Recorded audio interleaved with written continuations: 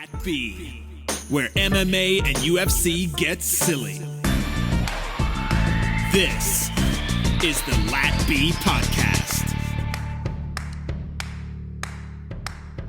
Welcome back. This is LaTB MMA Podcast, and I am Emmanuel here with the best host ever, Cheney, letting us know what we're getting into for the week. Thank you. This week, first and foremost, we will recap UFC Auckland. And after that, we will buzz through the Twitterverse and MMA gossip and what you're all here for. If you're a video watcher, you can watch the screen and fast forward when you see them start to change into the fights. Those are the fights you want to watch break down. Some people don't want to watch us bullshit. Other people are just here for the bullshit. We love all of them. Party and bullshit. But yeah, then we'll break down UFC Norfolk.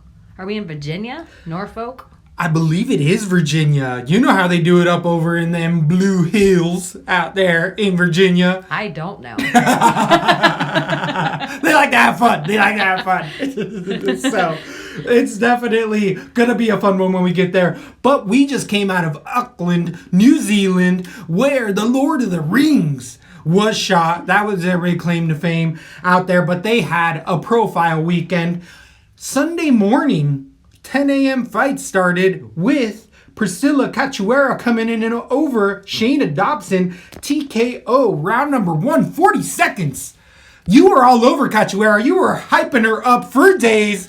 You loved her for a reason. You didn't think she was going to be kicked out of the UFC, especially after that kind of a knockout. She got kicked out? She was on a 3-fight losing streak. One of them being I thought against she Valentina. did afterward. I thought there was news I didn't know about. I'm like, what?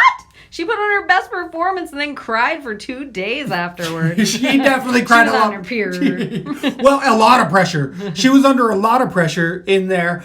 I thought it was, kind of make it or break it for Dobson. It's now a 3-fight losing streak. Priscilla here, Cachoeira, ends up getting a knockout, so she's going to stick around for at least 3 more fights. I mean, with a showing for Dobson, for either one of these fighters, I don't think it could take much into it. I've seen Priscilla Cachoeira just outclassed in a lot of other spots, and I wasn't too high on this first fight of the night for a reason. It was a fun one while it lasted. Again, I mean, it was more fun than some other fights on this fight night. Was it more fun than Angela Hill over Loma Lukbumni in a decision, 3 rounds? That was a great fight. It was a fun fight. Angela Hill being the most decorated now fighter within a calendar year. In 11 months, she's had 6 fights. So she wore it well in there. Didn't look like she took too much damage. And I feel like I talk shit about that forever. About Angela Hill deserves a record. Angela Hill's been fighting so much. And then it's like, oh, she's shit. She has. She might get a 7th fight. That's unbelievable. But in a year, I think she could. I think Angela Hill, we could see her fight short notice replacement. Just for principle, short notice replacement meant same weight class. How hard is it going to be to break 7 in a year? Who did she just beat? Neil Magny, and who was the other one? I think Cerrone was the other close one in there. I think they were tied, her and Cerrone. So which isn't a bad place to be. Not at all. That's some good company for some legendary status. Angela Hill, congratulations in there. If she can do it, it's the division at 115. Like, she hasn't taken, and even in this fight, she didn't take much damage. If anyone, it was Luke Bumni just not being able to get out of that right hand, was it, for Angela Hill? I wish it would have went to the ground more. Loma, though, I feel like she's going to be just a Muay Thai striker, and she's not an MMA fighter as much as, this was a humongous step up for her on short notice, so good for her. Angela Hill, she's definitely going to have. I'm kind of really excited about both women going forward. I think Angela Hill's doing everything she should. She is, really with the amount of experience she has, she should be at this point. This is the point we've been waiting to see Angela Hill at for a while, where she has this momentum. We've been waiting for this since the first time she was in the UFC. True. So I'm glad about Angela Hill, but look Bumi to put on the kind of performance she did against somebody who has experience that's been fighting and using this weight class. I think she even said it in the interview. For her, she's just been using these fights as fight camps. Like, she's just keeping it going. So, okay, I think it's working for her. But look Bumi, I think dangerous, man. Those kicks fast. Those teep straight up the middle kicks. Agreed. Yeah. Agreed. I think she's going to be able to stick around in there, definitely. And fun. Angela Hill, she didn't get the takedown every time. So I think Angela Hill has good wrestling and takedown for the 115. There's a lot of just solid strikers at the 115 too. Right. That's why I feel like she could definitely she could stick around for a while in Loma in there. Angela Hill obviously is going to have title aspirations soon. Luke Bumi is in a step up, but it's definitely this amount of activity. There's no way that Angela Hill, unless she comes in short notice, doesn't have like a ranked fighter next. Yeah. So then we move on to Kai Kara France, the first of the city kickboxing trifecta, coming in over Tyson Nam via decision. All 3 rounds went to Kara France. I mean, Tyson Nam stalked and stayed in front of France the whole time, but he just didn't throw punches. He just kind of wound up the punch. When he would throw, it was usually off, and then he just stopped throwing altogether. Kai Kara France just kind of picked him apart, death by 1,000 cuts, but it was a solid decision. Yeah. I'm still not too confident. All city. Do you want to be the city kickboxing guy that loses first? Of course not. I know. It's like there's such a momentum they're on right now. I feel like it's always France who starts the show, though, lately. Against Moreno, against all of them, whenever there's a couple of them, and France is on the card. Hooker, that Barboza loss was gnarly. That was fucking gnarly, but yeah, that was a while ago. Yeah. I think they've lost before, but I just, right now they're on such a hot heat. Who wants to be the one to break the cycle?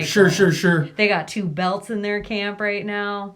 Other title contenders on the way. Yeah. Absolutely. So, what do you take from this from France and Nam? Nam probably's on out of here, right? I don't really I think care he's on about the 2 to 3 Nam fight. and Kai Kara France. I guess I'm ready for a bigger name. Let's see it, kid.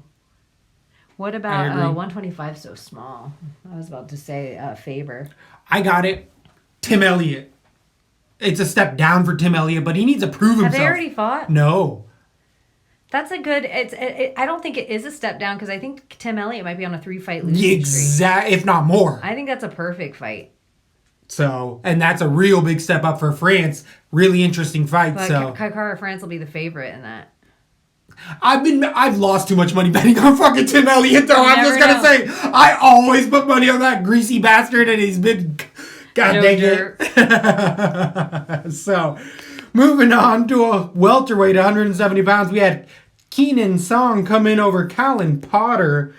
Apparently, Keenan Song's name is Song Keenan, is the way it's pronounced, but they got it wrong on the passport. So, whatever way you want to call it, it was a beautiful knockout in there. Callan Potter showing that maybe he is done a little bit. Patillo didn't make weight, scratched off the card. Was Potter city kickboxing? He was not. He was Dan Kelly. Like, yeah, no, he was Dan Kelly disciple there, which they had a couple of them. They had about 4 of them on the card. Some of them did all right, right? Not Callan Potter. No, not Callan He Potter. got knocked out 2 minutes into it. Song Keenan looked amazing, but like you're saying, right, and he was going against Potter Callan. And also with Patillo, because he didn't make weight for this fight, so they scratched this entire fight prior to on weigh-ins. Yeah. Callan Potter beat Patillo. Just another check mark for that young fighter of like, oh, okay. When a Song type of fighter gets in there with Potter, that's what's going to happen. So, interesting. I like what I saw in there, but I don't know how much to take away from it. Then we move on to 170 pounds, staying in the division with Jake Matthews coming in over Weber Meek, Emil Weber Meek in there. The Nordic sensation trying to get a striking battle, walking into punches, but getting out wrestled again. Multiple times over for Meek. Garbage takedown defense, willing to strike off of his back, but gives up the fight. Yeah. When he's able to get up, he strikes like a wild man, eats shots, but when I saw those videos of him hanging out with Joshua Fabian, Diego Sanchez's coach, who he had talked about having Fabian walk into a cage and throw and lunge a knife at him, and he had to dodge it, taught him things that he didn't know about movement. all right, buddy, I'm betting against you hard. I don't give a fuck who it is.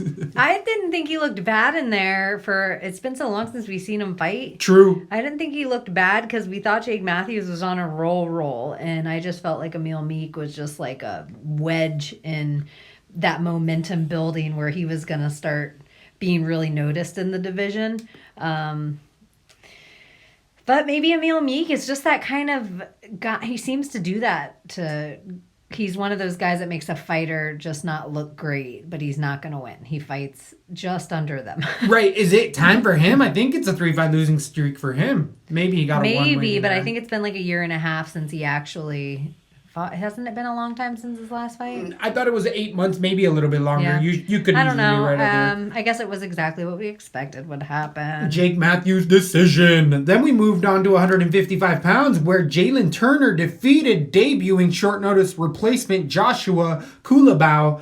TKO round number 2. I had a decision. I kind of thought Kulabau, even though it would have been regional scene stuff, he still showed good heart in there. Looked a little bit undersized, a little chunky in there, being a former 45er.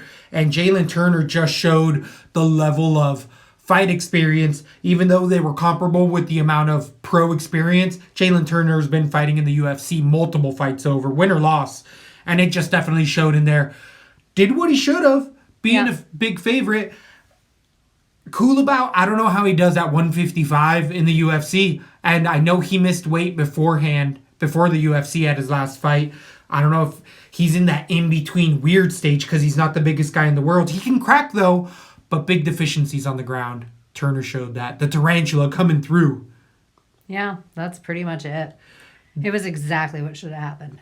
Then we moved on to 145 pounds with Zubaira Tukhugov. Comes in over Kevin Aguilar. TKO round number 1. I ended up switching to Aguilar after weigh-ins. I liked Aguilar. Thought he was going to be able to keep it up. That didn't matter at all whatsoever. He just ate a flat punch to the face. Was it like a left hook and a right? But Zubaira looking all sorts of good in there. He had a big break of time, maybe over a year and a half. But didn't show any of the ring rust. Aguilar actually looking a little punchy in there. I don't know if it was a travel. Something looked really off. Yep. I'm so glad you said that. I was thinking, he looked, I guess, maybe okay after weigh-ins, but I was wondering if he was ill coming into the octagon. And, it happened so fast, but he just didn't look like himself at all, even before the match started. It was weird. So there was some intangibles for Aguilar. It was the first time he'd ever fought out of the United States or traveled. So who knows what happened with the flight, because that's not an easy flight. Are you saying the Russians tainted his drinks? I'm just saying he should have been drinking his own water bottles for sure.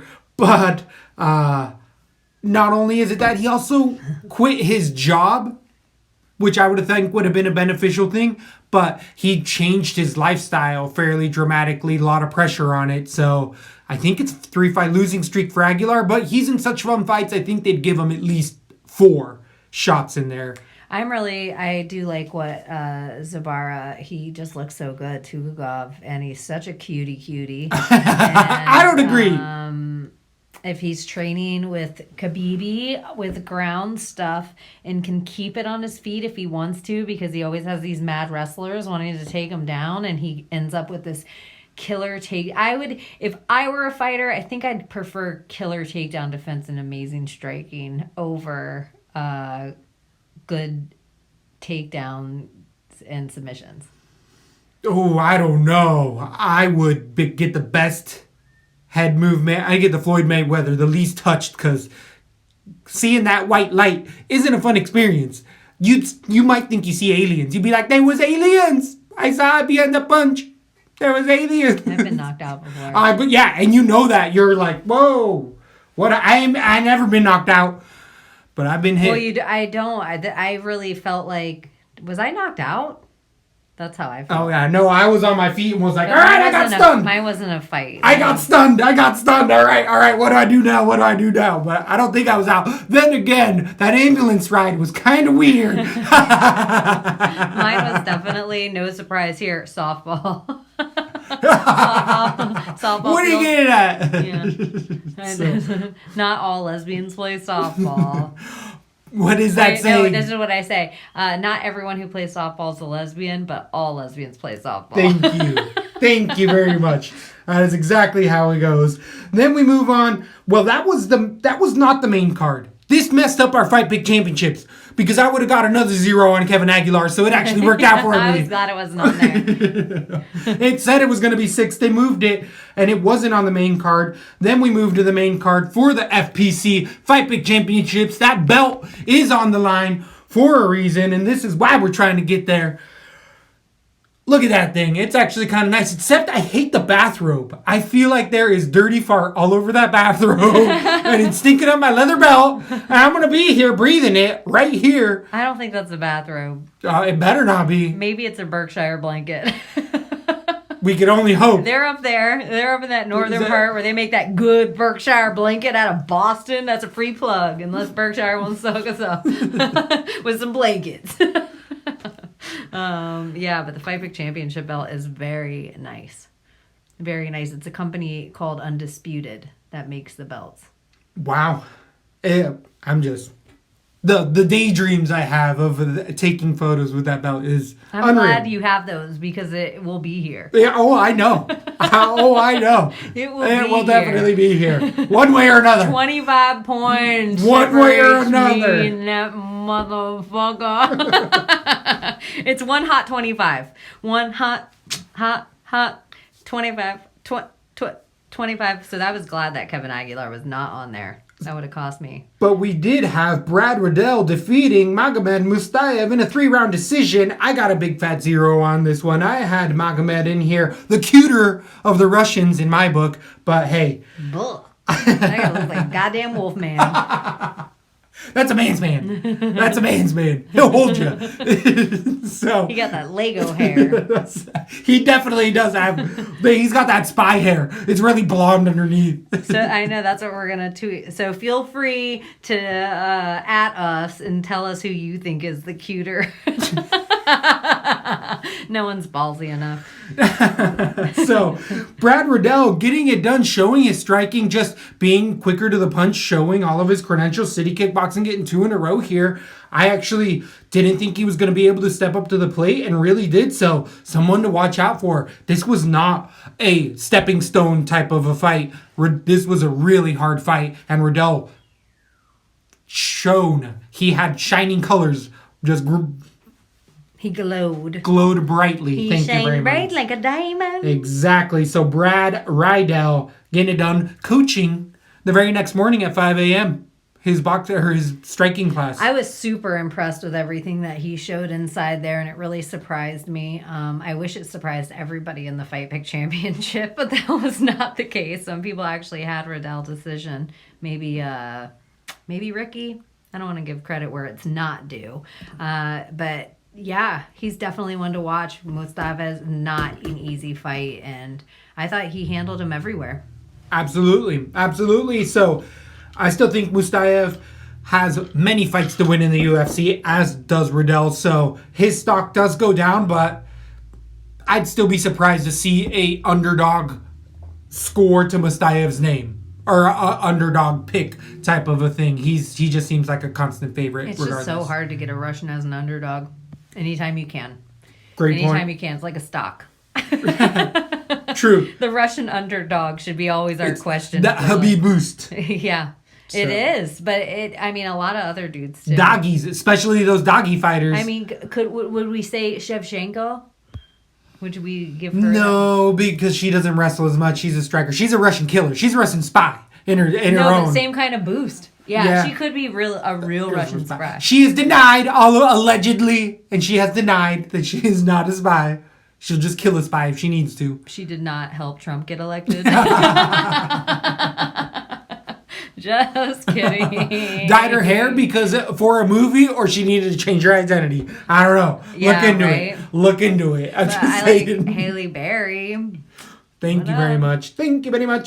One that I don't thank you very much for. We had the Plus Money Puesta not come through in the Combat Wombat. You had him as the Puesta. Yeah. Unbelievable. Walked into punches. Even though I had him too, I would have not I don't know if I would have liked the Puesta. I probably even retweeted it. But I just didn't even pay enough attention. I was just like, of course, Puesta retweet. Well, Sassoli looked like he woke up to get something out of the refrigerator and was like, oh, what is this? Huh? Boom, there's a knuckle sandwich right in your damn face. Soli was walking in with his hands out via Dan Kelly style, which he was known to be more of a striker and a grinder. Didn't go for any takedowns. Literally just walked into punches. I felt ew. Literally walked into punches. He didn't. It looked like ew. That's not the type of fighter you get behind. I'm never picking De Lima. I agree, and that's where I'm like, well, so I'm picking Soli. Exactly. I had Soli too. That's why I hated it. So if we were bad. men on film from TV's Your Living Color, look it up, we'd be like, hated it. Absolutely. I was watching some of those again recently. None of them would fly. Sharonda or whatever, the Jim Carrey, like, ooh, the cyborg character. Vera. Yeah.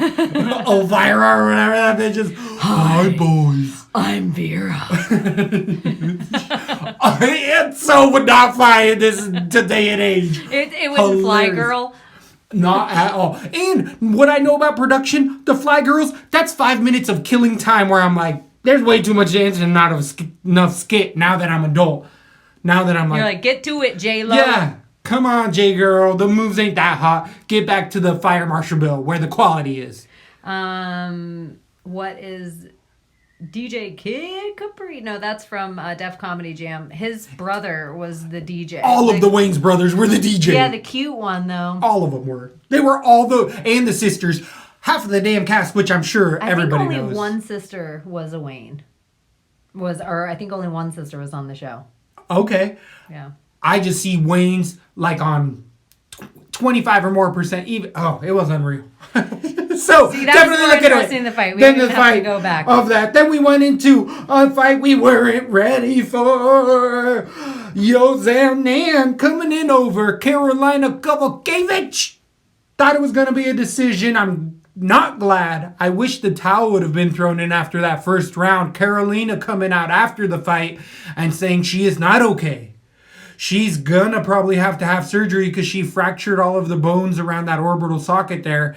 And she was literally seeing double in there. And that's because there was no structure to it. She was holding her hand over her eye because it was stopping her from seeing double. It wasn't blocking. It was literally just helping her see.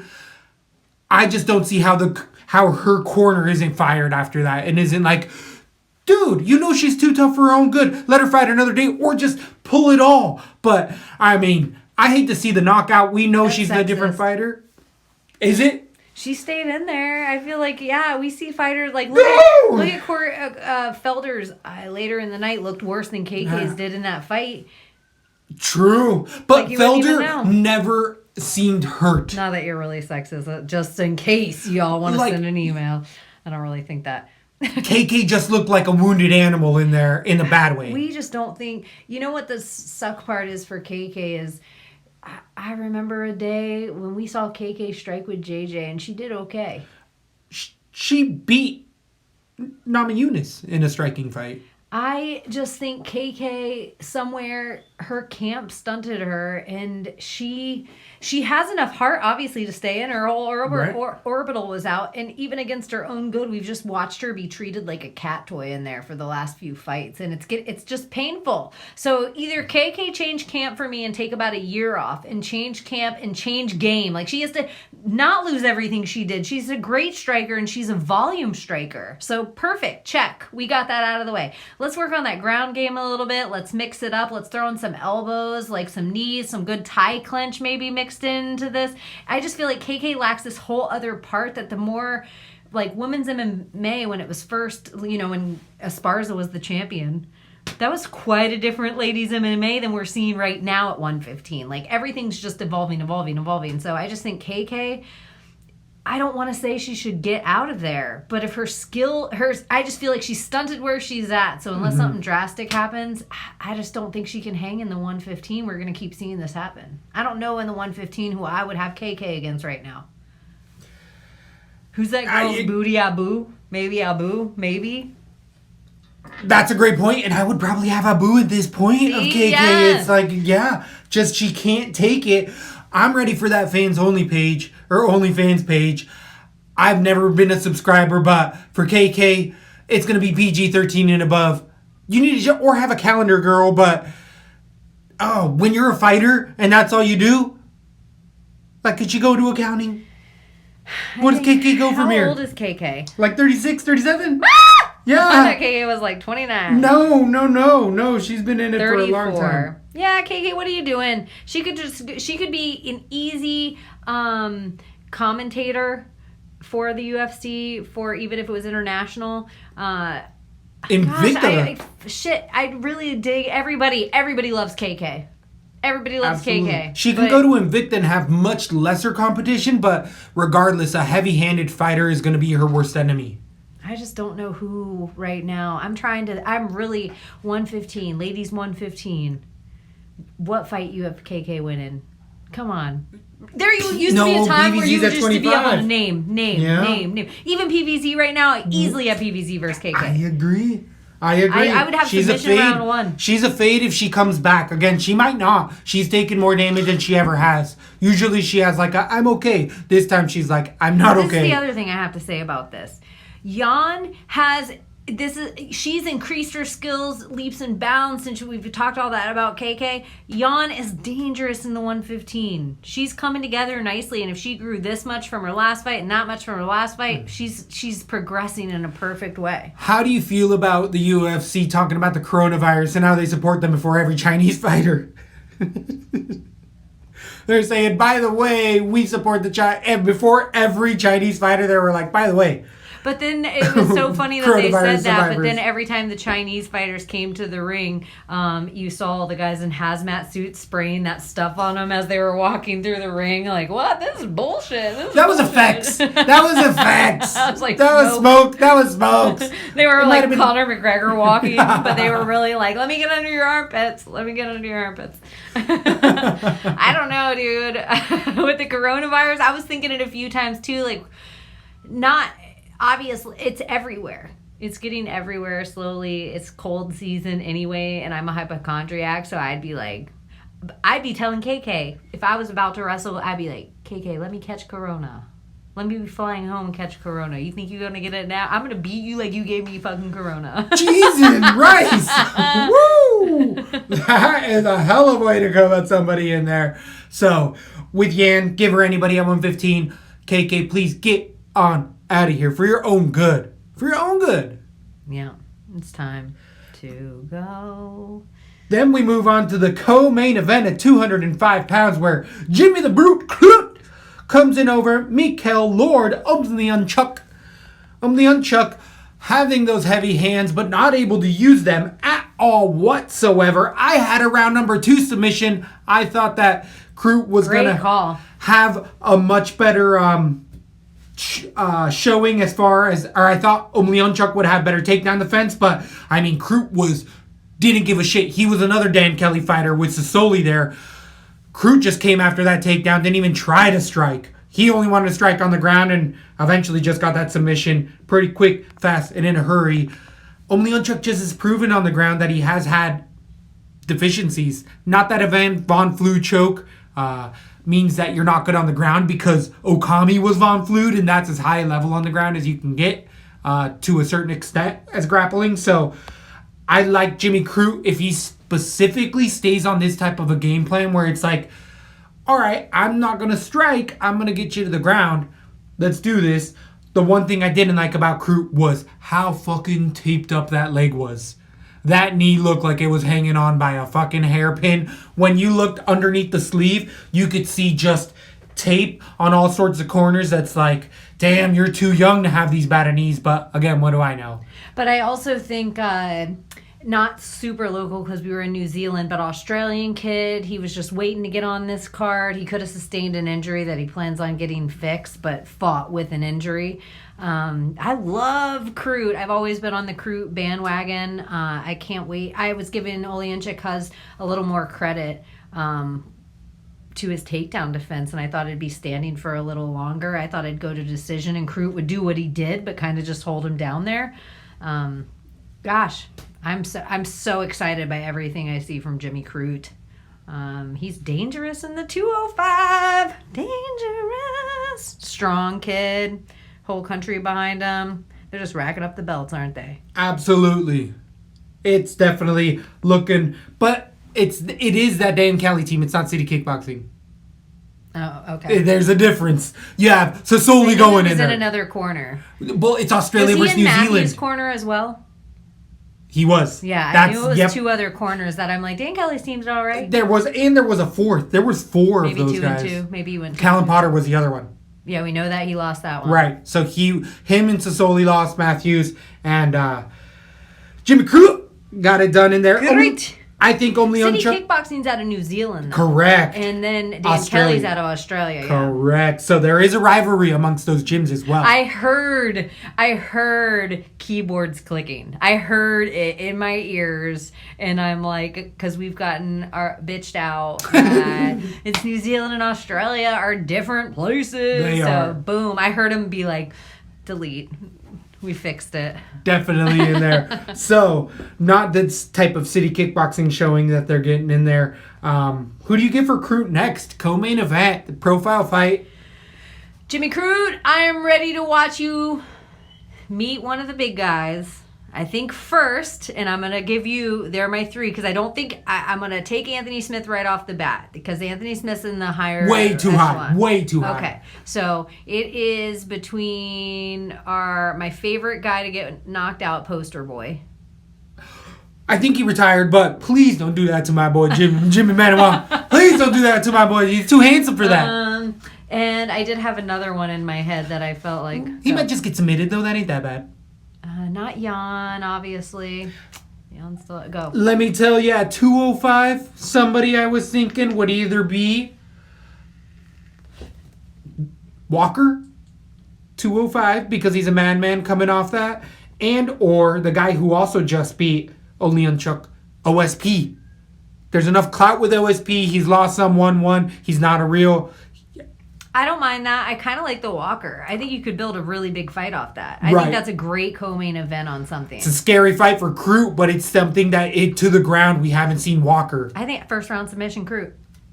But I think a lot of people Walker round 1 TKO. I don't even see that at all. Well, it's definitely, that's why it's a good fight. That's why it's a good fight. So, Oleanchuk in there. I like him in a lot of spots. I still think he has many fights to win in there, but he has to keep it standing. He has to get that takedown defense up. So, didn't really get to see much from him in there. Then we had a great fight. I don't know if it's a fight of the year contender, but it's one that you could go back and watch time and time again and definitely catch new things in a 5-round main event at 155 pounds. I didn't realize it was so controversial. I agree. I thought it was pretty one-sided. I think the only reason it was controversial is if you watched The Fight Companion. Because they were so... One way or another. I was really surprised as well. No, they were like, we thought it was Felder.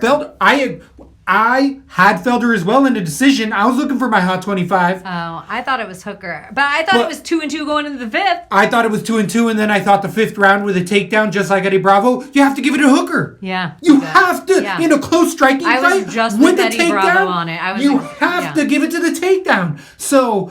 And then I've seen since the fact that supposedly Hooker had more strikes overall, like 133 over 110 over Felder. But we knew he won 2 rounds. Felder won 2 rounds. I agree. It doesn't matter. You can't take an overall metric. How do each round break up? That's how it's like you can use it for a metric of 1 round, but you can't use it for the metric of the entire thing. Absolutely. So I would say, as with you though, where Hooker had the first round, Paul Felder had the second, Hooker had the third, Felder had the fourth, 5th round was up in the air. Hooker won it with a takedown in my eyes. Strike advantage, slightly. A judge did give this to Felder in a 49-48 decision. So, love that. But I think it was 49-48 too. That's what I had. I had 49-48 Hooker. Hooker and as well. I thought it was close as fuck. Like, up until the takedown, I'm like, this can go either way. This can go either way. This can go either way. Douche. And then it was enough control while it was down there that I'm like... That's the fight. I agree. When I saw that, I'm like, there's my 25. There's my chance. And I was surprised when he said Felder. I'm like, oh, shit. Felder. Well, there was one round that people were like, oh, are you Felder, look at him. He pieced him up at the... Yeah, but Hooker had him on control of him on the ground for 2.5 minutes. A dramatic change of position there. Yeah.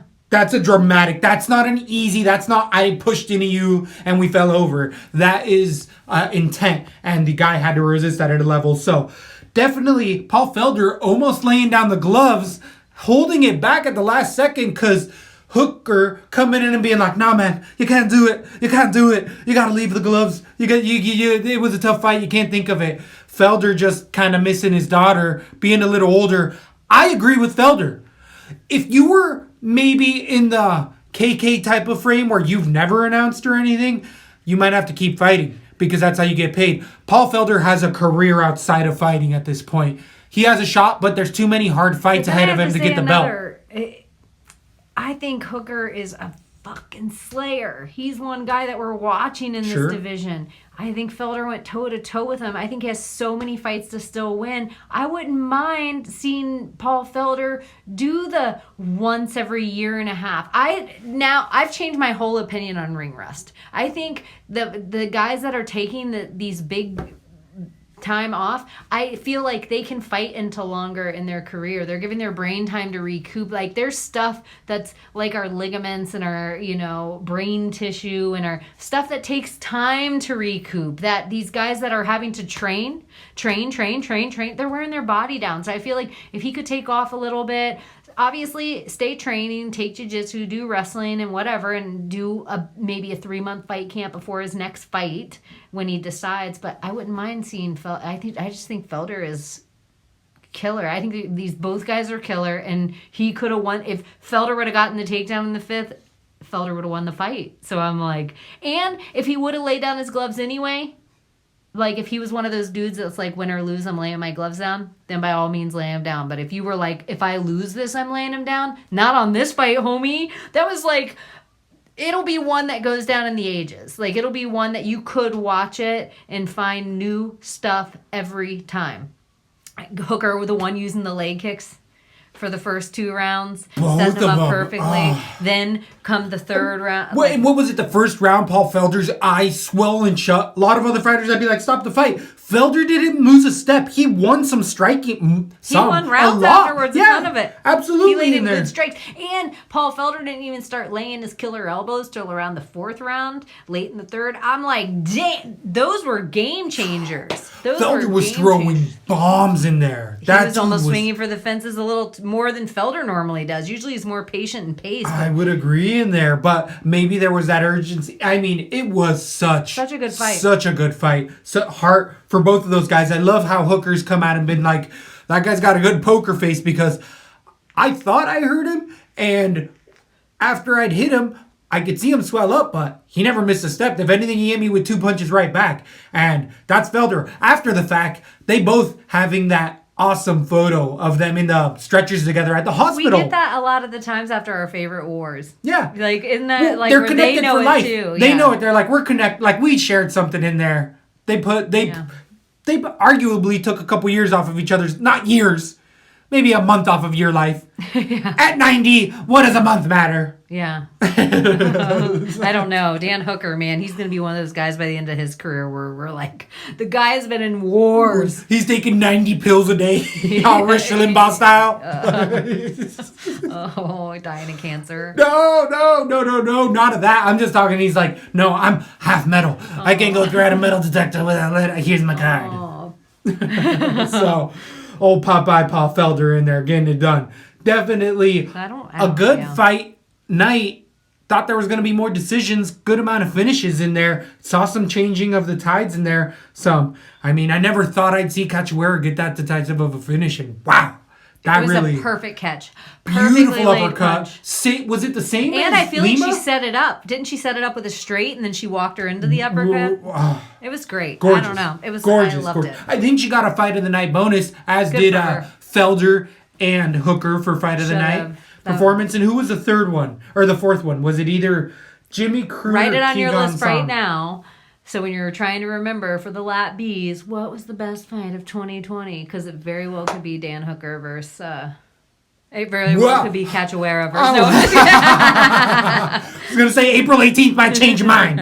April 18th might change your damn mind. So we're going to hold off on all that right now. But Fight Pick Championships, Stats being wrong. I'm going to fix my boy later on. Again? Hell yeah, I'm missing at least 5 to 10 points. I'll get on the board. Oh my gosh, now I've never rechecked. Do you recheck them all or just No, yours? But I just rechecked right now while we were going through this, and I was just like, woo! That stings. I'm definitely should be in a different spot. Yeah, I thought when we saw your 15, like, oh, you shouldn't be below. Yeah. You shouldn't have swapped. Yeah, I had a couple fights right. With a haircut. You didn't get a nice haircut, so you lost the ground. So, there's definitely some sort of conspiracy. They want to keep that belt. They're pushing me to the bottom. Look into it. Buddy is falsifying these records on purpose. I know there's only so many calendars in a year. There's only so many photos you can take, so... Only 12. Exactly. There's got to be other time. There's got to be stats that got to be coming up somehow.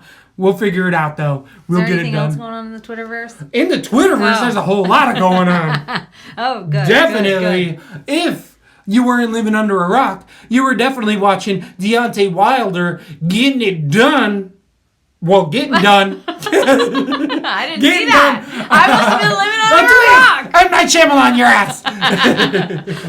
Getting it done, walking out, and wasting all of his energy. This reminds me of Chemo, where he walked out with a 500-pound crucifix and gassed on the way to the UFC ring. Deontay Wilder getting finished in the 7th round by Tyson Fury. You think he wasted his energy walking to the ring? That's what he said.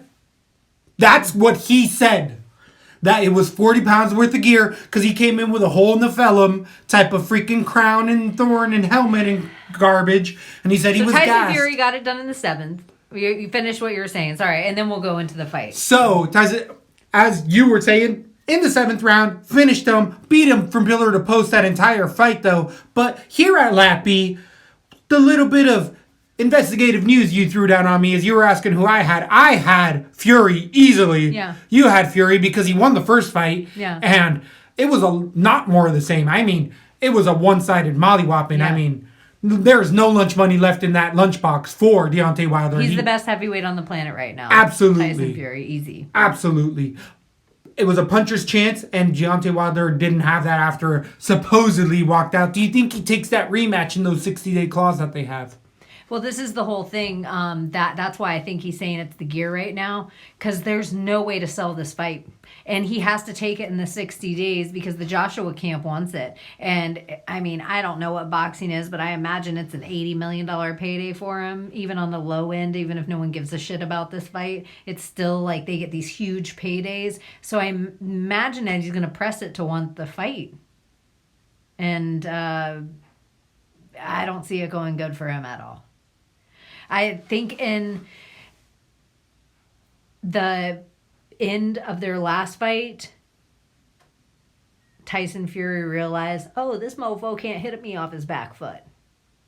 And then he just straight stayed in his face, which is a whole different than our normal Tyson Fury, where we see him like kind of use his length and this crazy head movement to make guys swing out all their energy.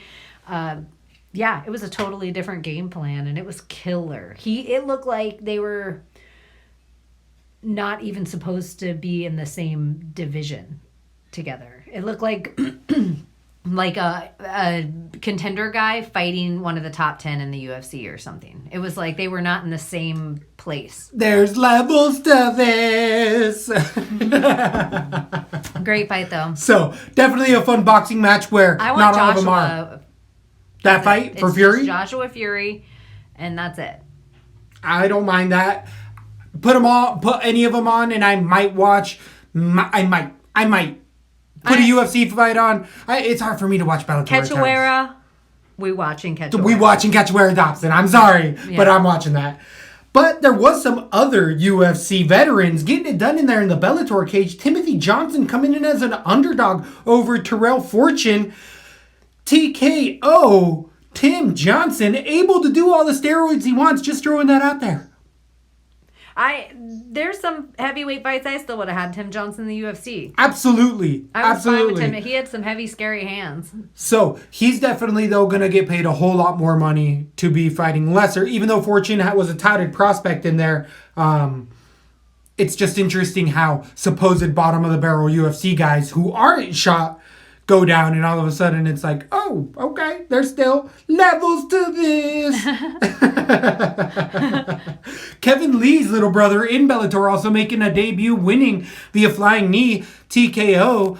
Did you hear or see much about this? No. Kevin Lee's little brother being a pro officially now. So, gonna hear a lot more trash talk out there from that young guy. Definitely watch him. Got a brother he's training with regularly. Then there was some other kind of boxing cross-related stuff where a former heavyweight, Albu Imbalov, defeated a Russian boxer by knocking him dead in the clay collar type of style, where some of these MMA guys, UFC guys, are getting into boxing and becoming specialists, and they're like, oh, it's so much easier when I don't have to worry about takedowns, kicks, hips, tosses, and like so many, when it's just, I gotta throw these. Yeah. That's 50 or 100 punches. So they're like nothing. It's they can use it as absolutely- part of like training. Right. So other Twitterverse stuff, other fun things that went down. UFC 250 is official. What and? Jose Aldo versus Henry Cejudo. Oh my gosh. Off a 2-fight losing streak? I hate it. Everyone saw it coming, so I'm not surprised, but it wasn't really hate a it. loss. He won that fight. I agree, but you gotta set a precedent. It's still, I right. know. Why have a freaking ranking system then, you sons of guns? Why have a win-loss? And I would honestly, I know everybody's going to hate. Yeah, okay, Max Holloway, Volkanovski, I just don't think that fight was nearly as close as Felder versus Hooker. By far. I know, I don't know what Max is watching. And if he's not counting leg kicks in his head, he needs to change everything about the UFC, like change his whole game plan based on it. But I would rather Henry Cejudo fight Volkanovski. That's such a good fight. I would rather see Cejudo become the quadruple C. Yeah, right. Triple. No, yeah, right. Yeah. What is that? The quad C. Yeah, I'd rather Triple see champ? that happen than watch Aldo fight Henry Cejudo. The quad C. Rep. How do we do it? Quad C. Quad C. I'm not part of that gang. I'm part of the fan club. How are we going to do it? So, that's some fun Twitterverse stuff.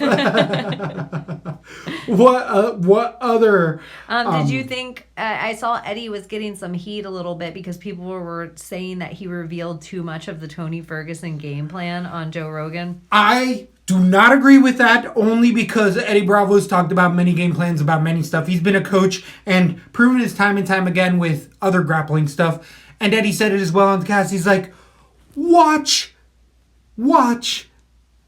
Tony. If Habib wasn't looking out for Darcis, we weren't even on the same playing field in the first place. If AKA wasn't looking for Darcis, we're not even it's fucking X's and oranges, or get out of here. Tyson Fury versus Deontay Wilder. Yeah, it's like, if they're not watching for Darcis, then this fight was done fucking a year ago. So, I don't think he gave away too much. There's still the crazy level of difference of just, you can game plan and then you can fight the actual person. And everybody is always like, it's different in there with Ferguson. He can get hurt though. He hasn't been knocked out. He always gets hurt. But he gets hurt. So I don't know. It does scare me. But that's definitely, I could see how people got scared of it. But that's people who, again, don't do tape study and are like, how did you not know that from like his first 3 fights? I know, and Eddie said things like he's going to set traps. He has so many traps ready for him. That's every fighter, right? Me too. me too. Like, what are you going doing? Like, that's what you do at that level. So, I know it's off of the Habib Tony talk, but did you happen to catch any sumo over the weekend? No. Some Curtis razor blades over Rumble Johnson and some big old black tighties getting it done in there. That seems fun. It was really fun. I didn't see it. I don't know if it was in Japan. I just saw sub stars, and it was MMA fighters, Anthony Johnson even going against some actual sumos and winning in there, and just them doing some cross promotional stuff. As far as leverage, sumo fighter, who's the one you can think of in the UFC who trained sumo and had an actual good career, actually held a belt? Who trains sumo in the UFC? Oh, I don't know. Lyoto Machida. Oh, I would have never. Yeah, I grew up doing sumo wrestling. I was kind of Lyoto. I never got to see Lyoto at his prime. Be Lyoto when he was still drinking his own pee. I never got to see Bellator Lyoto in the UFC. That's PRP Lyoto Machida when he's like, it's good for you to detoxify. It's good for you to detoxify. Yeah, that wasn't embedded. Yeah. So, definitely fun. Get out. You can see those retweets out there if you want to see Blades in a diaper. It's all sorts of fun. But I think that there is really good leverage points in just... It's an art form. It's definitely way more tangible than something like Aikido or some of those other arts that are more traditional. Saying sumo actually has leverage points where it's like, no, there is... legitimate techniques in there, and they'll knock your ass out. They forearm each other in the face. If you want to see knockouts, watch some sumo. I believe there's kind of some advantages, but most of sumo is size. No, I would not agree with that. I think there's some things that they're doing, like there's some trips and some pushes and some leverage points, but better than judo? No, I would not agree it's better than judo. Oh, I said Aikido. Aikido. Aikido That's is that one that Steven Seagal does? Fake sword fighting bullshit. That's like, I'm going to step away and you're not going to engage. It's like, oh, when you go past like the bull, then you won't know what to do. And it's like, oh no, then I'll reshoot, take you down. What about Krav Maga? I used to think that it was an art form that was actually based, and there is fundamental truths in some of their striking, but at the same point, a dick punch is a dick punch no matter where it's from. Krav Maga was what the Israeli army uses. And so did freaking Conor McGregor's training coach was a Krav Maga. All these guys, all they use is everything illegal in the book, they use on top of some real punches and kicks. But they're like, hey, look, I can strike from the groin from the bottom. Yeah. So can everybody. That's kind of what you should be learning. In war, not in a competition. But in real life. In real life, yes. In real life. Yes. Yeah. Yes. So there is tangible, but if I wanted to learn an actual technique, I would go to... We're past the age of technique. It's real life shit. Oh no, I got that technique in the bank. I would even say the Aikido might be more worth it than I'll put a cup on and we can go. Well, I'll show you. I'll be like, go. And you just start kicking. You gotta just start kicking. That's it. You just say, that's my purse. And you kick. If you can only use Aikido moves or sumo moves. Yeah, I do that. That'd be legit. I won't wear the diaper. That's pay-per-view. That is definitely. That'll be on our Patreon. Absolutely. If we ever start a Patreon, that'll be over. That sounds like a fan-only type of a fucking thing if I've ever heard one. Hell yeah, that's the Patreon. We'll have one Patreon. I'm like, well, I guess it's you, homie. Where you live? We'll be setting up in the yard like game bread. We'll be like Rumble, setting it up. Florida shoots like the good old Kimbo days. I know they're calling out, what's that? Miocic and Ngannou are calling out Tyson Fury. Hate it, but they're gonna get more money by doing that. Hated it. Exactly. We should start adding that. We should. That would be a button on our show. That would be. I need to write it on the button board. Hated it. Absolutely.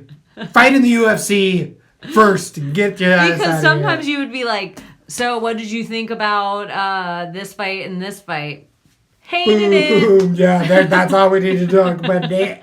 Yeah, so I don't know. I don't have any other thing unless you want to get to the business. Let's do it.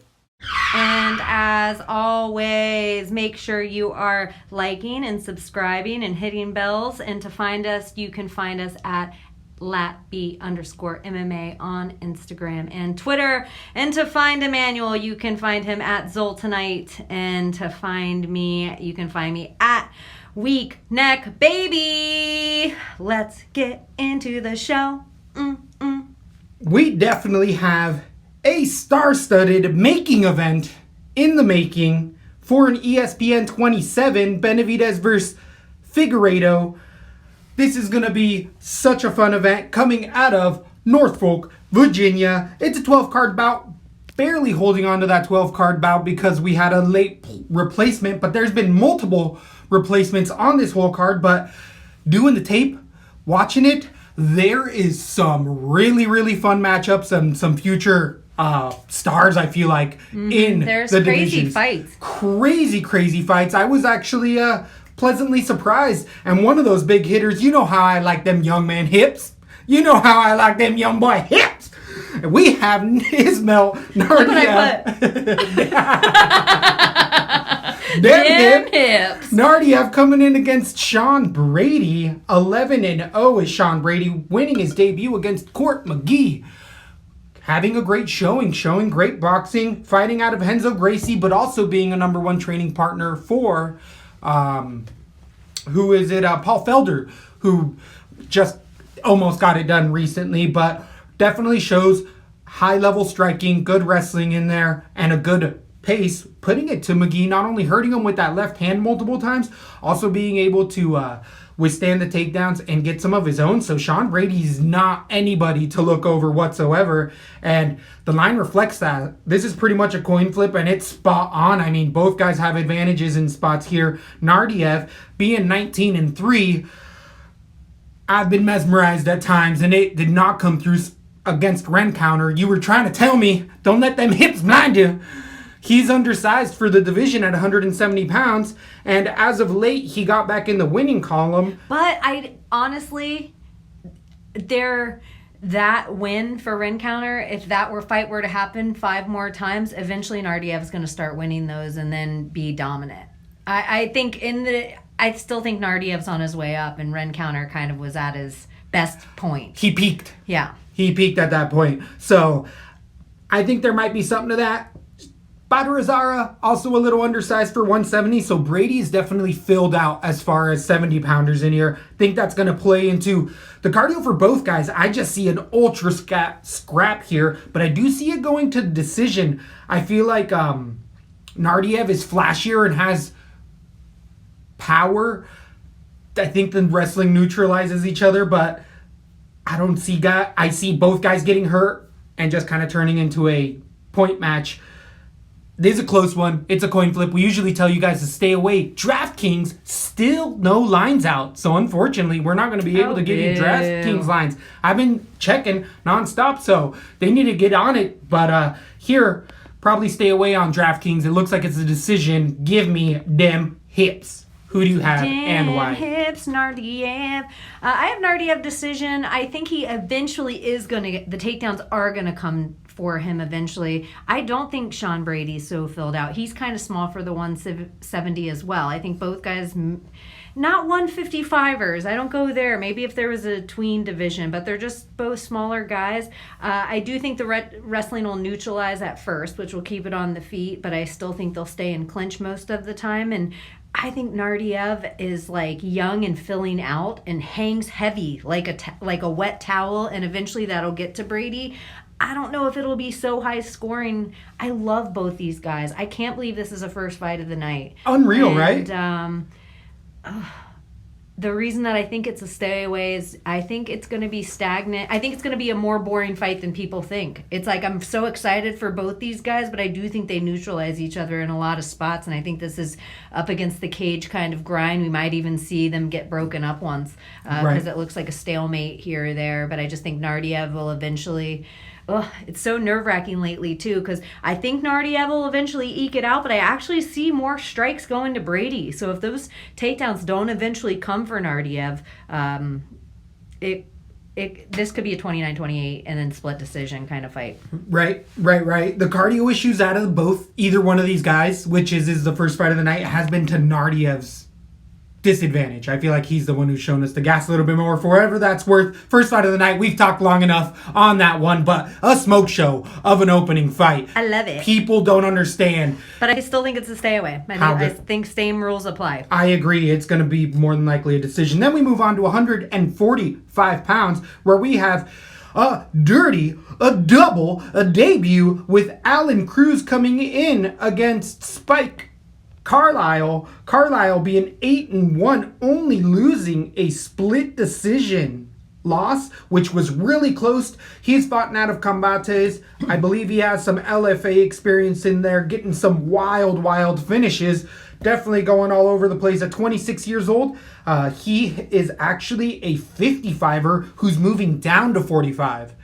So he's fought in a few times. I think it was 2 or 3 at 55, but is now moving down for his debut at 45 in the UFC. We have to watch weigh-ins for this young man. But Carlisle is a fucking barbarian. The Alpha what is it? Alpha Ginger. Alpha Ginger. Gingers. I love me some gingers. Gets it done in there. Puts it on, guys, but some of his opponents have been a little bit lower level in there. But he throws spinning back fists, spinning kicks to the body, to the head, puts in a good pace. He usually is able to, in those later rounds, as Carlisle, able to really keep the pressure up and wilt guys. But this is the UFC, and Cruz is definitely a contender in there at 8-2. The tape was also fun to watch on this young man at 6 foot. He is definitely going to have a ton of size on most of his opponents at 45 here. He's on Dan Hooker level at 45 as long as he is. But he shows good takedown defense on the ground. He can be a spider because of that length. He'll throw in a lot of darces, which makes sense with 6 foot guys. But he actually has really educated striking. I really liked his left hand. He is a switch stance fighter to the orthodox Carlisle. But he's very educated. He hurt a few of his opponents with some teeps and straight punches, and instead of diving in Cruz, he sat back, moved his head, and kept picking his shots off. So it's kind of a tactician against a barbarian in here type of a matchup. This is going to be fireworks, and I think Cruz is going to edge out a dirty split decision. I could see myself going with Carlisle, but I do think that weight cut is an intangible that I don't like. Yeah, it's so crazy. And he's muscular. Is it weird that he's coming out of super weight cut, your favorite, the training lab, TJ's other camp? That's not altitude. Or he's not at altitude. He's at the other. Is he at altitude? What's his Colorado camp that we always... That's elevation. Elevation. I'm really worried about it. I wonder how chinny it's going to make him. It is a very, very weird... But, if it works, do you know how long his camp or anything? I'm staying away from this fight. You know what? I'm going to stay away from it. It's a dirty double debut for a reason. It can go sideways very, very quickly. I'm going to pick the ginger, though. I'm going with Carlisle. I actually think that when we ever get DraftKings lines out there, he is the slight underdog at plus 130. Carlisle, you got to have in matchups because of his knockout potential in there. I don't know if I have Cruz as much of a finisher, but he definitely should control the fight more. So I don't think you're crazy there. Fun fight. Gonna be hesitant pulling the trigger on that one. But we're going to see both of those guys move on and do well. Stay away from it. Definitely a good call. Then we move into the 145-pound division, stay in laterally here where Jordan Griffin comes in against TJ Downtown Brown, being 14-6, coming off of a 4-fight winning streak. Only lost via TKO punches 2 years ago, but since rattled off again those 4 out of LFA, the Contender Series. He equally has submissions as much as he has knockouts. Really well balanced for TJ Brown. He is a powerhouse. I was talking about Felder earlier. He reminds me the body type of how Felder looked muscular in that sense. That's what TJ Brown looked like, and even swung in those haymakers. Catches a couple guys with not good records. So they were like 8-18, a couple 9-2s and stuff in there. But some of the high-level finishes in there for Brown were low-level competition. But he did what he should have, and that was kick him in the head and send him into the shadow realm. So he gets it done. I really like his arm triangle attack and his positioning on the ground. Brown has even done a really weird single where he came on the outside, looped in under the legs, and took the guy down over his own torso, but then quickly moves to try to get those side control positions. Really like just his finishing ability in there. Brown is competent everywhere and has a good gas tank. So again, great tape to watch. Really good stuff in there, but he has been submitted as well. Against Jordan Griffin, the 17-7 fighter, is coming off of a 2-fight losing streak in the UFC. First losing to Dan Ige, then to Chaz Skelly. Initially, the Dan Ige one I'm not too worried about, but the Skelly, I'm like, woo! Yeah, it takes your breath away, doesn't it? The fact that he's losing dramatically in a decision, well, pretty one-sided. Felt like Skelly handled that fight. He was in trouble at times from the power with Griffin, but another Rufus Sport fighter with Felder in there. I feel like that camp in general hasn't been doing well. Another Rufus Sport standouts, Ben Askren, Macy Barber. Exactly. Multiple. Paul Felder. I know, but Paul Felder, he's a BMF guy now. The best. He also goes at Renzo Gracie, so that helps. He's more well-rounded. And he does other Muay Thai. But Jordan Griffin also being in there with high-level training partners. But he just really has one gear, doesn't really get out of that first gear, can cruise to a decision, but he's labored in his 1 and 2 shots. They do come with power, but they are a bit telegraphed. He does show good takedown defense, but eventually some guys can get him to the ground, and then once he is to the ground, he just shows a deficiency on able to get back up to his feet. This is definitely a much lower level of competition with Brown.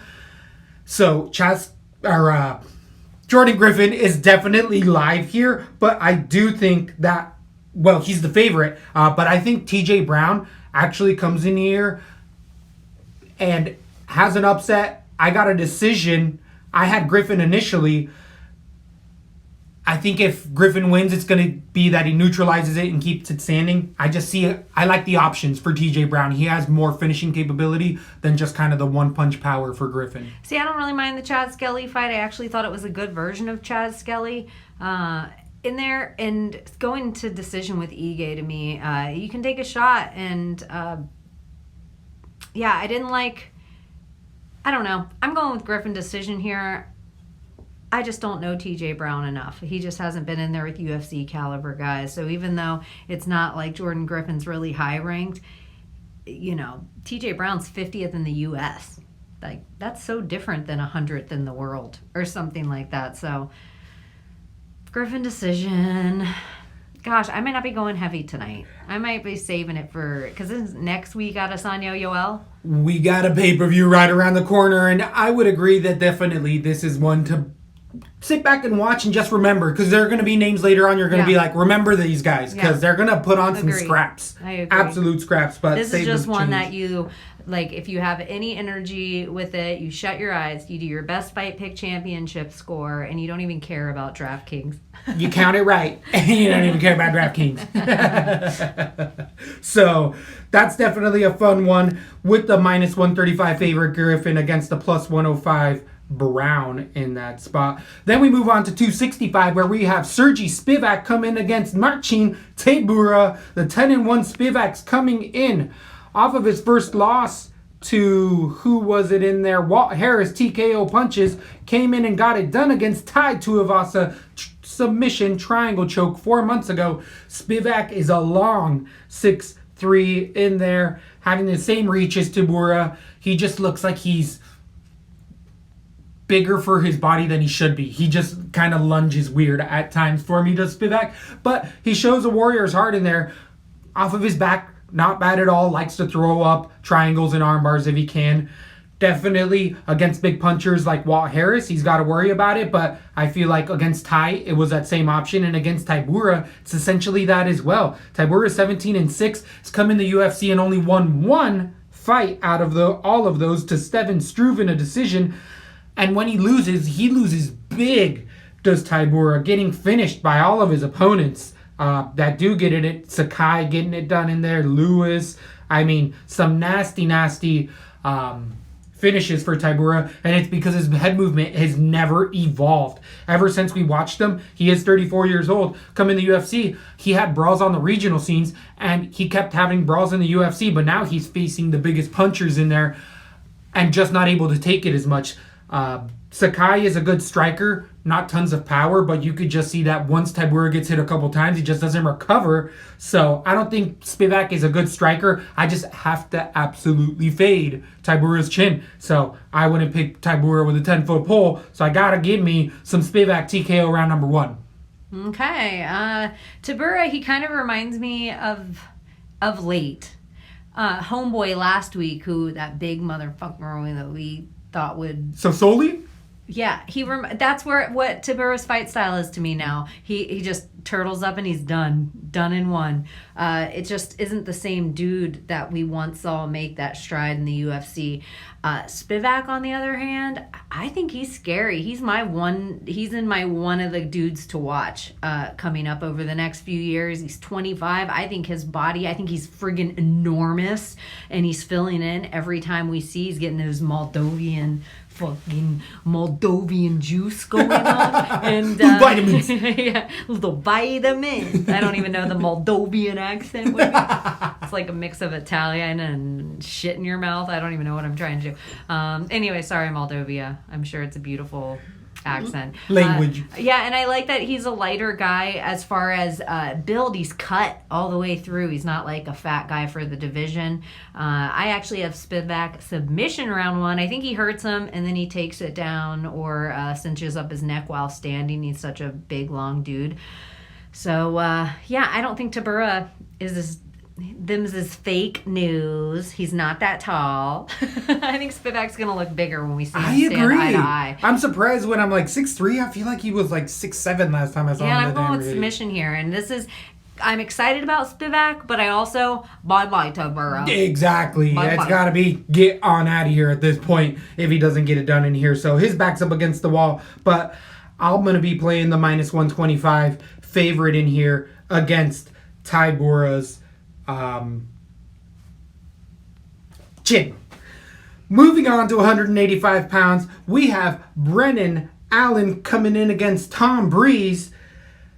This is definitely an interesting stylistic matchup with Tom Breeze coming in with an 11-1 record, taking a long break in there, losing a split decision to Sean Strickland, having marquee wins over Cathal Pendred. How long has it been since we said that name? Getting his last win against Dan Kelly a year, 8 months ago. The reasons why Tom Breeze is such an intangible in the sport is because he's already retired once, come back half unwillingly because he didn't have another option because he's been a fighter his whole life, but has canceled fights prior to walkout. So you're like, this may not happen. Because he's just scared. He's terrified in there of what potentially could happen. So he's just somebody that, coming off of a win of Dan Kelly at the stage of his career that it was, it's going to be a different beast in here coming in against not the debuting fighter. The UFC standout now was on the Contender Series, won that fight via submission, came in against Kevin Holland, got that right to the ground, went to submission. Brendan Allen is 13-3, likes to use that body lock to get there, will even trip on the outside once he gets there, but he is one of those guys like Jimmy Crute just did where he hunts the takedown. Allen doesn't want to keep it striking. He throws 1 or 2 punches and is in on them hips. And he's in there trying to take you down because he understands that he has a much heavier top game.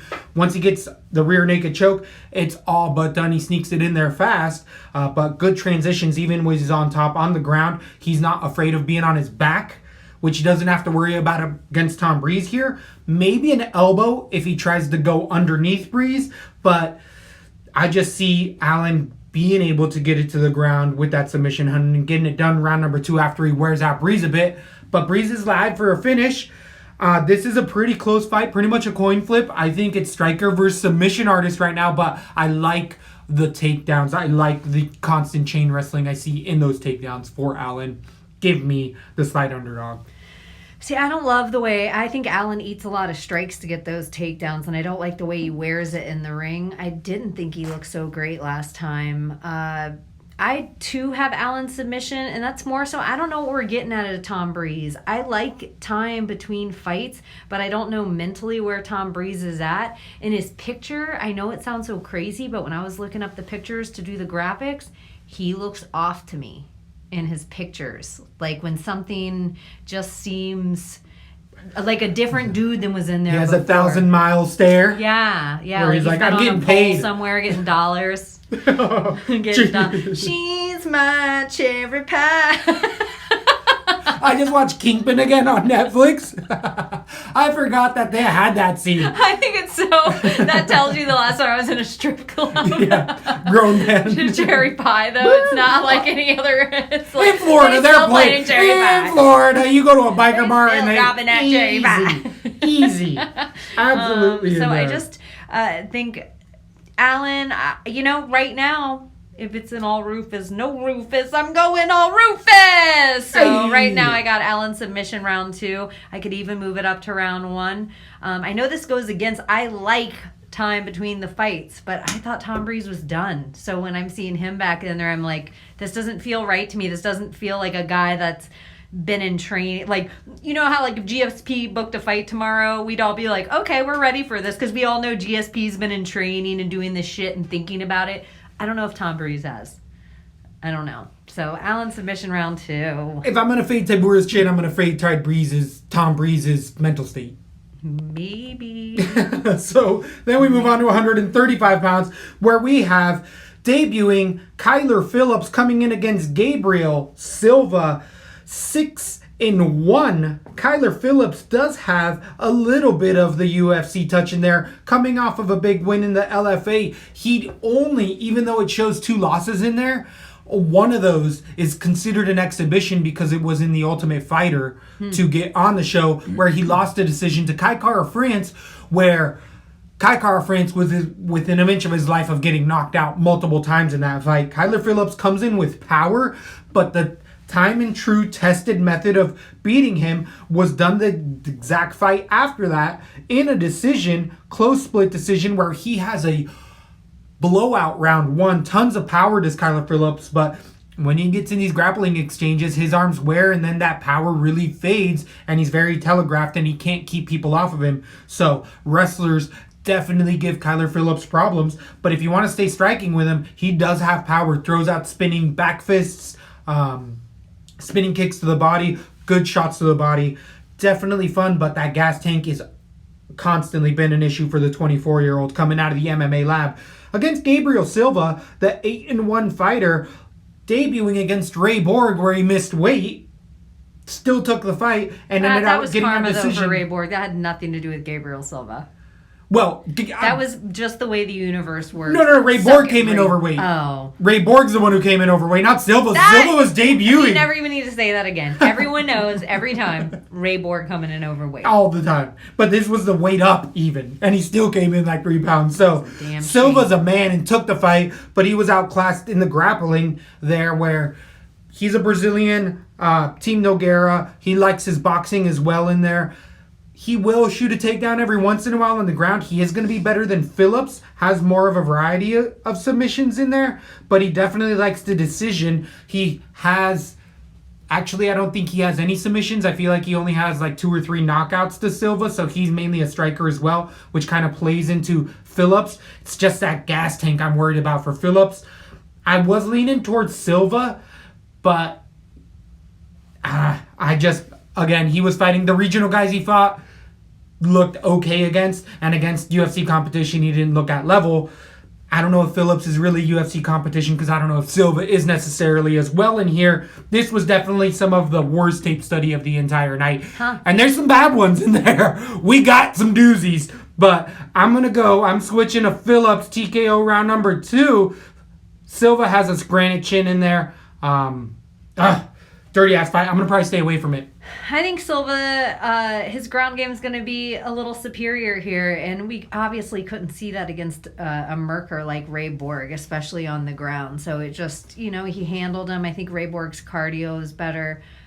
Give me Silva decision. I'm going with the guy that's been in the UFC, but I'm going to stay far, far, far away from this fight. So far away.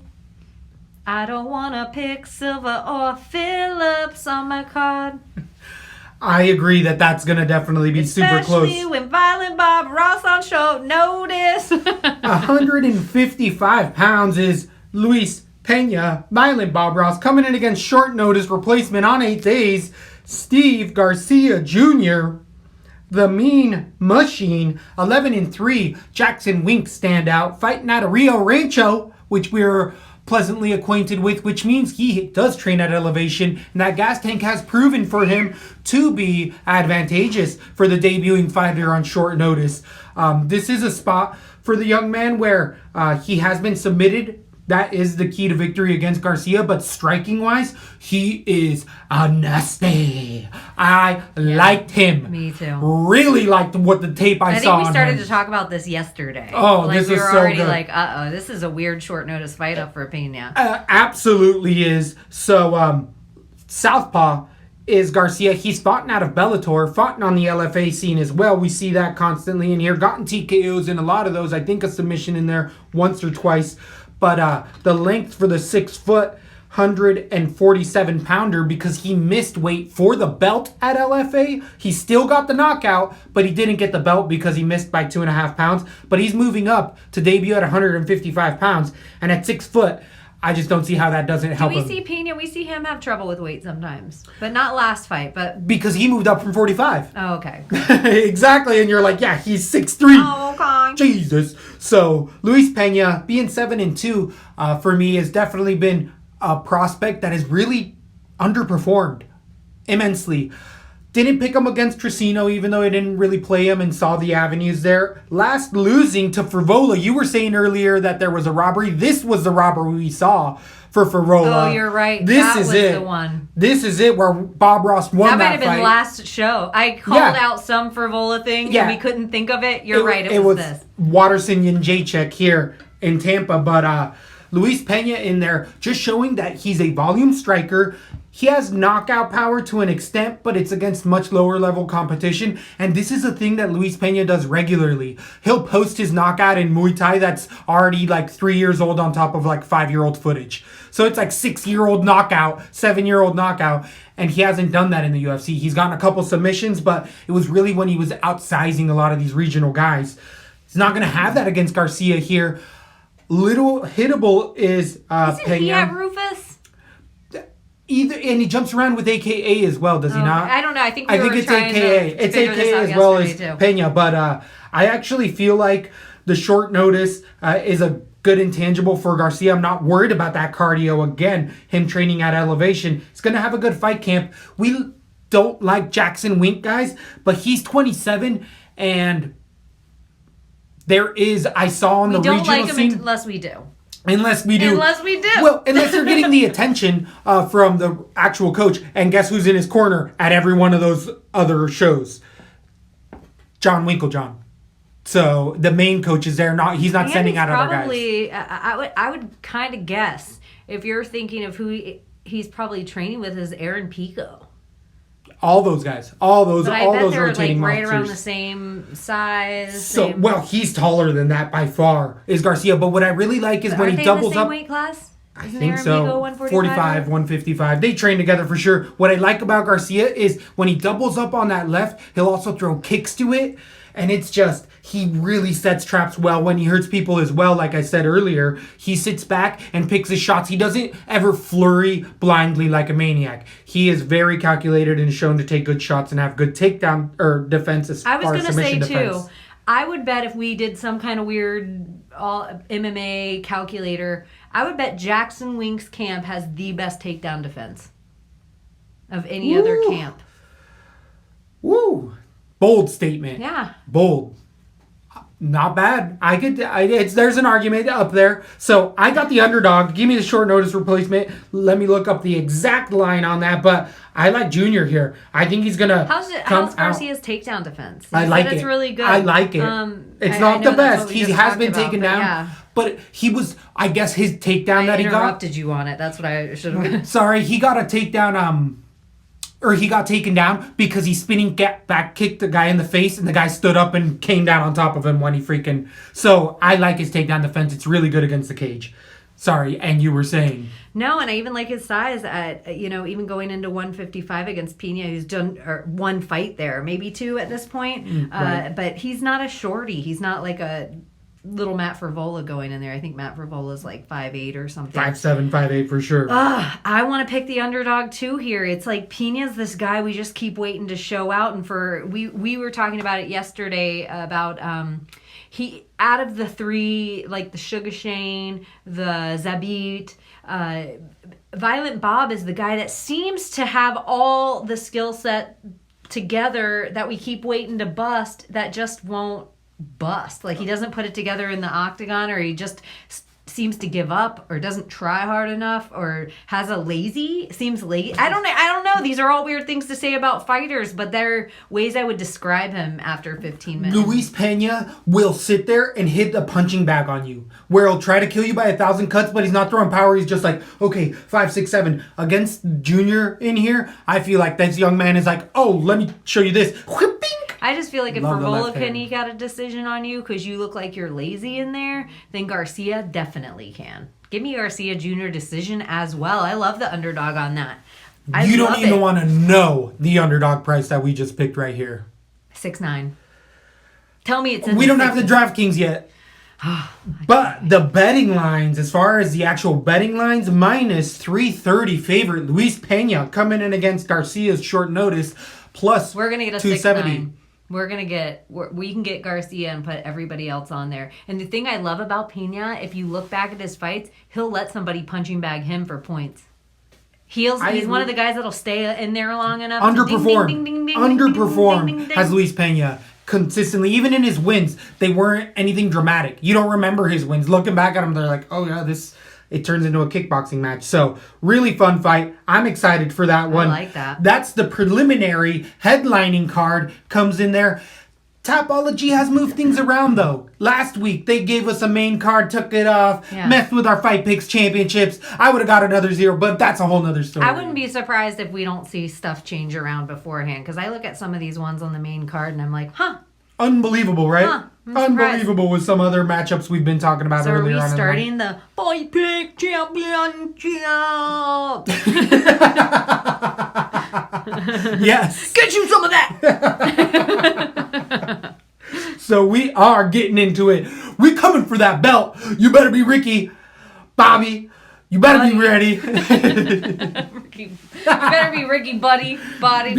Be Ricky Buddy over I don't even there. care about those guys. MMA farts. I feel like anyone there's a couple of people now that I'm like, we're in a whole different bracket. I almost made a clip art for here, and I put heads on 2 people in a hot tub and put World Whining Federation and myself, and it would be called the 600 Club. And it'd be like, we're waiting for you guys here, but we're only here for 1 more week. Because I'm heading to that 700 Club.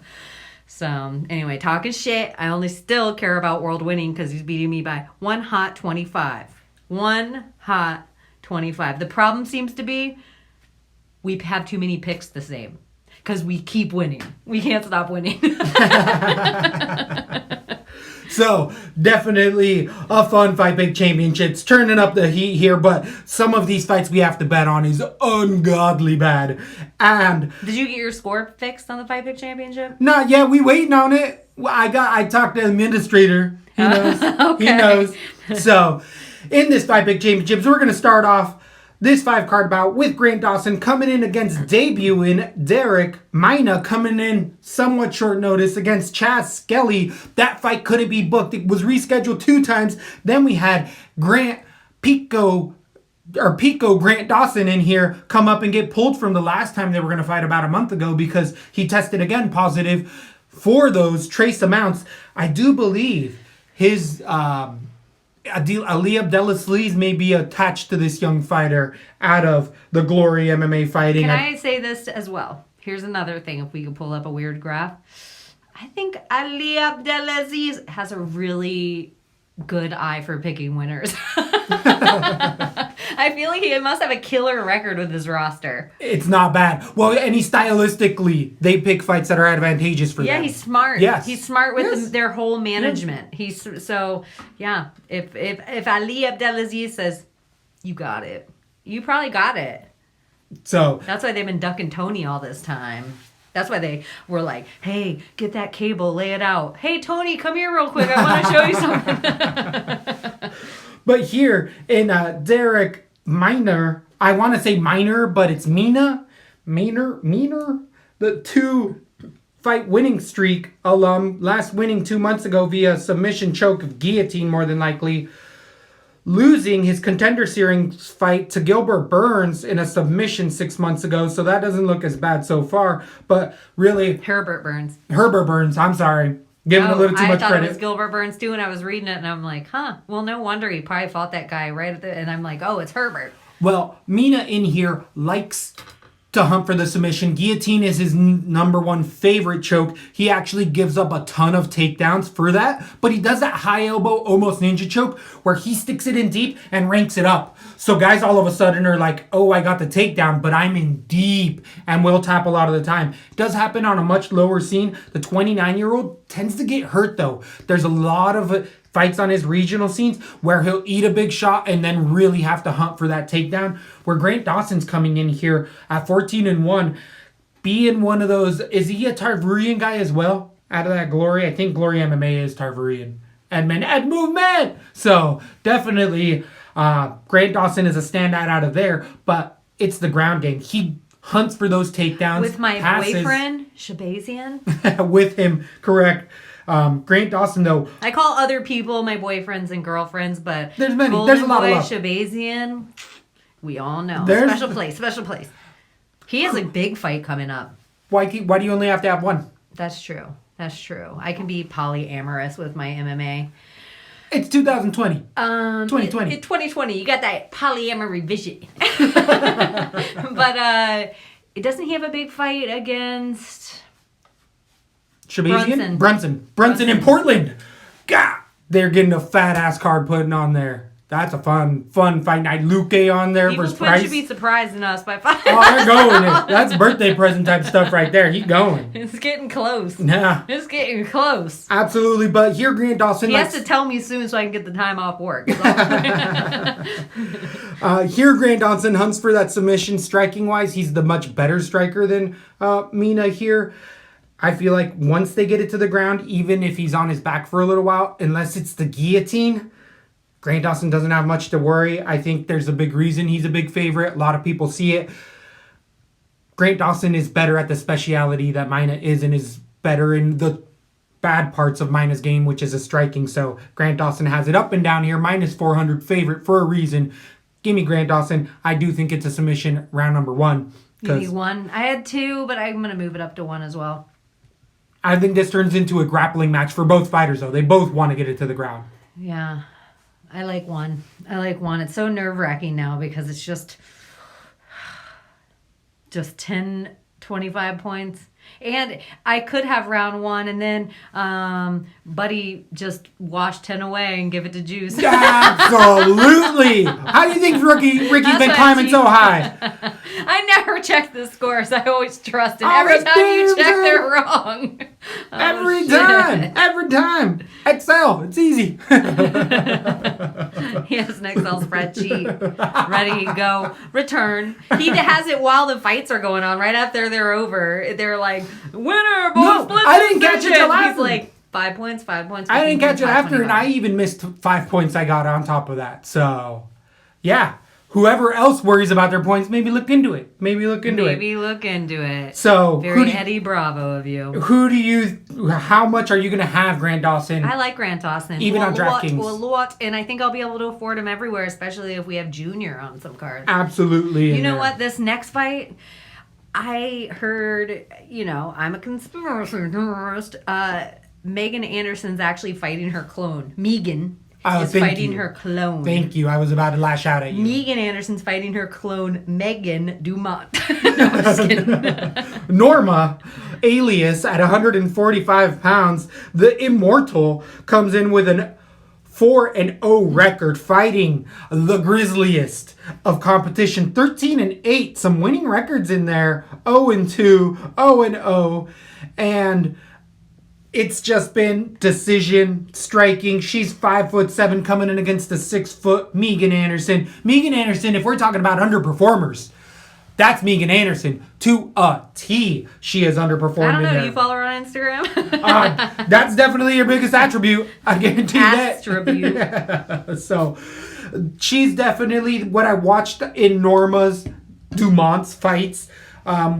even I got to watch some grappling in there where she was going against high-level competition where your sister would have been her opponent essentially in there, where I was like, what's that lady doing in there jiu-jitsu? She got to pick up the kids from school. Literally, their opponent got a stalling call because she wasn't engaging with her. That's how low a level of competition she was grappling with, and still just hunting for guillotines and having really bad shots. The Muay Thai that she did have, she beat a lady who quit because she broke her nose with, it was a front side kick and a couple left hands. But Dumont swings haymakers. She just pulls back to her hip and swings. But like I said, she has some kind of training because she'll throw that sweet chin music. Brazilian?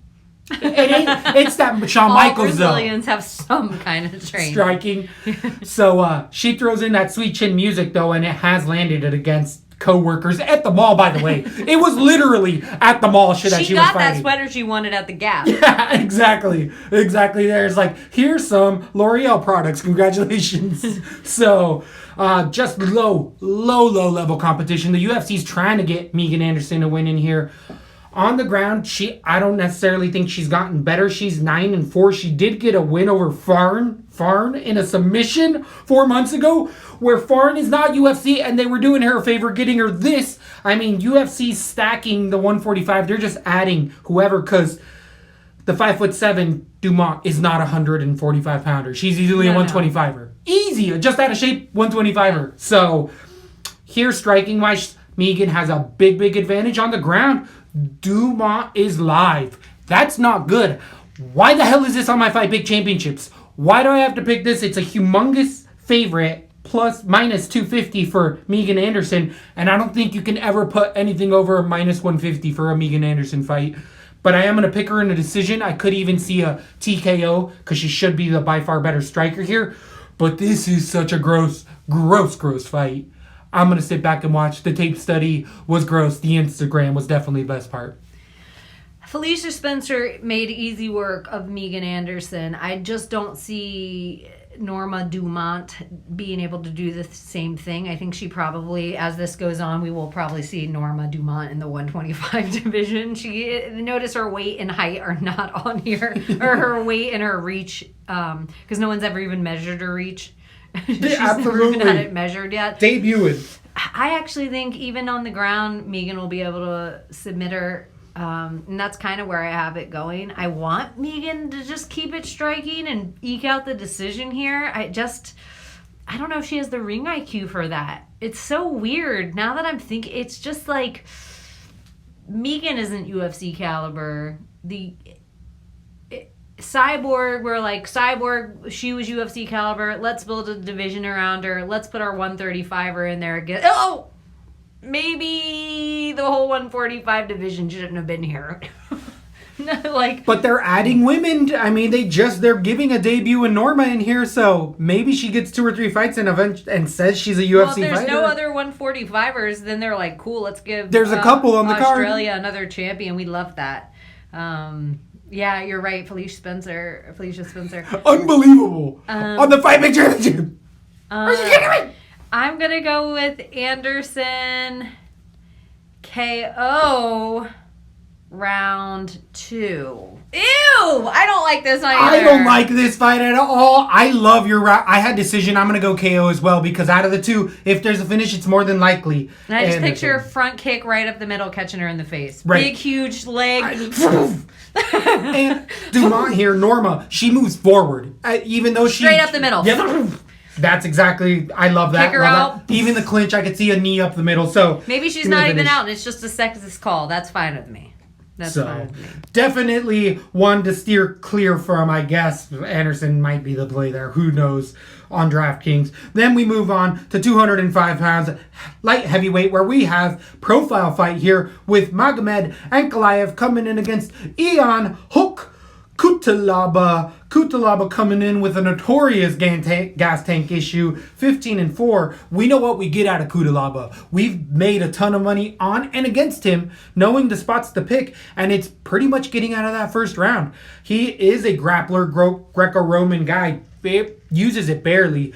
If we talk about winging punches, he's the king of winging punches. Kutalaba just throws from the hip, but if he lands, he'll knock your ass out. But he does go for the kill. to the detriment of, again, that gas tank and stamina for Cutelaba. And he's from Moldova. Yeah, I was about to say, and it's Moldovan. Hey, What you say, Moldova? So, is it all Moldova, no Moldova? No Moldova. Guess what, Moldova? They don't get coronavirus in Moldova. They don't get commerce. They're too hard. They don't get commerce in Moldova. Everybody always talks about Everyone grows everything out Moldova. Them bitches is badass. I think they're all clones. Oh, I thought you were going to say steroids. On steroids. Clones on steroids. Oh, You didn't yeah. let me finish. Oh, yeah. But the coot in here definitely has been known to let you down if you're planning on going later into the fight. Against Ankalaev, a guy who's really pulled one of the biggest upsets of all in a fight that he was winning every minute of every second until the last one, where your boy Paul Craig got a triangle choke with 1 second left in a fight that would have been 30-27, 30-26.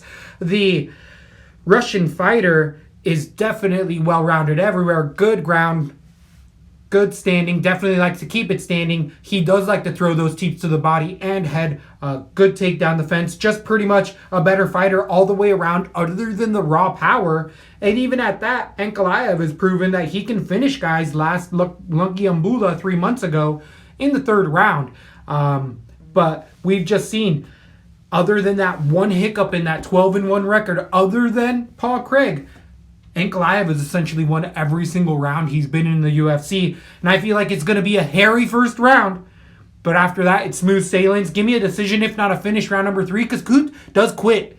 Once we saw it against Glover Teixeira. And we called that. We called that all day. So I see a lot of that going on here. Ankalaev, I actually am not even as worried about the first round as you are, because I think his kicks are so good. He can keep Cutelaba at distance long enough to let that power wear out. I think the second round, he can piece him apart on the feet all he wants, and the takedown defense, not even worry about the takedowns. Third round, completely control it. I don't think he's going to lose one round of this entire fight. But I also... Cutelaba is a weird guy that if you don't submit him, I think he's hard to finish. It's like clones don't know how to die. So I think it just goes to decision, but I think it's going to be a super high scoring decision. No takedowns, just strikes. Maybe a knockdown even. For who, Ankalaev? Ankalaev. I like all of that. I like that. I like the high strike output. I even think, as you're saying, in that late round, we could see another round 3. This Lungiambula is essentially a worse Cutelaba. Tons of power, no gas tank. And Ankalaev did that. Kicked them until the third round where he's like, oh, okay, here you go. Eat a little knuckle sandwich. Yeah. Straight left, down the middle. Yeah, I like the finish in the third if there's a finish at all right now. I have Ankalaev decision, but I even like that for points. As far as this fight picks is concerned, I think Ankalaev is my linchpin right now. I think you have a very good point. I think I can trust him to put him on every card. And even if you take the worst loss of that Paul Craig last second, he still got a hell of a ton of points. Ton of points on that because he dominated it with takedowns and knockdowns and all that good stuff. So Cutelaba is a guy for me that I just feel like his best attribute is what he brings to the weigh-ins. I was about to say, are we going to get the Green Hulk? Are we going to get the stare down? He's known to be kind of an asshole. I hope he comes out as Blue Hulk or Red Hulk. Come out next level Hulk. Yeah. Get extra comic book nerdy on it. That would be so dope. Radiation so dope. Hulk. Except I think when you're in the shower, you're like, oh, this was such a bad idea. I know, the whole next day you're still plucking green out of your hair. His blood looks purple. Oh, that's green and red mixed together. I think there's a way you could do it cool. Yeah. I don't know what that would be. Me neither. Maybe just a t-shirt. More steroids. Yeah. More steroids. Yeah, I guess. That's probably the way. Then we move on to the co-main event at 145 pounds. Co-main event of the night. In Felicia Spencer coming in against Sarah Farn, who we talked about earlier, who lost to Megan Anderson via submission. Fucking believable. I just lied. I said my linchpin was Ankalaev. It's totally Felicia Spencer everywhere. Round one submission. Right. Everywhere. That's what we don't round have to, one submission. Black belt against a purple belt in Farn, which Megan Anderson was a purple belt as well, supposedly. But either way, Spencer. I love Felicia Spencer. I think she's the most underrated person. I think that's not anymore. I feel like she's not going to be underrated anymore because... Well, she's an 800 favorite. Mine is 800. But I feel like Farn... And we're in the 145. Felicia Spencer and Megan Anderson are the only true 145ers. Everybody else, they're not forces. even, because she's a 135er. She thick. She should be. She thick. You right. If we were her Abdiazo the Sleezes, we'd be like, girl, I love ya, but we gonna right. We're gonna get on that vegetarian diet. We're gonna eat keto. We probably walk around at the same walk around weight. One day keto, one day vegetarian, one day meat eater. Yeah, and then we'll rotate that for 7 days. And one day fast. Yeah, exactly. We'll get her down there. We'll get her down to 135, and then she's wearing a belt. But 135. She's dangerous. No, I think it's a harder. I think it's a harder place to the belt at 35. Where at 45, she's a contender right now. 45, and she's. I mean, this fight, and she's a contender for who even has a belt at 45. Amanda GDR. Nunes. Amanda Nunes. Amanda, yeah, true. So, either way, with Spencer here in this fight, she actually has some taekwondo. Grew up taekwondoing it out. Grew up doing jiu-jitsu. She's a Canadian, but here, raised in Florida as of like 10 years old. She's a tutor on the side online. She's fighting with Perry and all of those guys. Jacare Souza training with all that camp. A few ladies in there. The Platinum Princess. You know she rolling around with the Platinum Princess. Platinum Princess had her first fight. Or her first role. And I saw Mike Perry talking shit about it. Like, she probably gonna lose. She's a white belt. He's like, yeah, she fighting. She's trying to stay in shape. She's trying to stay in shape. He shaved his beard. He's a handsome even with that nose? I don't know. I think everybody, Google it. Handsome. I know we all know he's not ugly. But without the beard, very handsome dude. And I don't mind beards. So, here, Spencer, with that taekwondo, she's known to throw up that left kick multiple times, showed her toughness against Cyborg, came in upsetting as a big underdog against Anderson there. But Farn has proven that striking-wise, she's slow. She throws with a little bit of power on the regional scene, being 6-3. Out of France, where it was illegal forever, she was more of a kickboxer, but such gaping holes on the ground does Farn have. And not in the good way. And definitely Spencer can exploit all of those holes easily. Everybody has a submission round number 1. Linchpin of the night, Felicia Spencer. Yes. One judo hip toss and a quick submission. Absolutely. Round number 1. Can we do it under 2 minutes? Easily under 5. Under 5. It's 2.5 to make that prop bet is what you're thinking of. Yeah. Minus 800, huge favorite. I mean, rightfully so. Yeah, if Megan Anderson finishes, yeah. Woo. Then we go to the main event at 125 pounds for the belt. This shouldn't be a main event. What? This is for the belt. I know. They can dress it up. This is for the belt. I know. They can dress it up all they want. It just shouldn't. It should be a co-main. And then there should be something else meaty on it. The lack of respect appalls me right now. This is so worth the belt. Absolutely. I love it. I hate that it was vacated by the Triple C in there. But Joseph Benavidez, Davician Figueiredo is a smoke show of a fight. This is definitely a great one. Probably the last time Joseph Benavidez gets a chance for that belt with a long-studded career that he's had fighting since the WEC days. 35 years old, against the up-and-coming prospect, 17-1, only losing once in the UFC. It's a killer fight. I honestly think it should have been a belt. Joey, this should be his first defense. It should have been for the belt against Formiga if we want to cut apart this division and what should have happened. It should have been for the belt against Formiga, and then this should be Joey B's first, because there was no difference. He could have vacated that belt before. It would have, and nothing against Davician. I think he's fucking awesome, but it's been 11 months and he has a loss to Jussier Formiga in 11 months going for it. It's just okay. Joey B, I'm all for this. He's deserved this. He's gotten skipped over for this. Right. Whatever it takes. It just makes me... I think it's a nerve-wracking fight for Joey B. That's it. A tiny bit nerve-wracking, and I felt like the Formiga, he should have been a champ even if he walked away. Not the champ at this one. Figueiredo or Formiga? Who are you talking about? Figueiredo? Yeah, but Okay. Figueiredo fought Formiga. And lost in a decision. And then Benavidez, I just think the last fight. Anyway, whatever. I said my piece. Go on. So, Davician Figueiredo comes in with those heavy uppercuts, but really starting to show his takedown defense. Has a nasty guillotine, is a black belt out of Maho Brothers there, but showing that his guillotine is super tight against Tim Elliott, who I had as an underdog. Boy, did that not work out in there. Pantoja, I also picked against Figueiredo. I also ended up picking Formiga, which I had right. So, hey, I am 3-4 as far as Figueiredo fights. Not doing the best. You're probably 100% on Joey B. Pretty dang close. I do feel like I got that Sergio Pettis fight wrong, but that was a controversial split decision that Sergio Pettis did not win. Absolutely. But we're going to get there. With Figueiredo, those uppercuts, what we've seen is actually his takedown defense finally get on par in these last two fights, because that's what Formiga did to him. He out-grappled him, didn't let him up. Tim Elliott did get the takedown, but it was a guillotine, so he would have lost the points. One Davician fight right.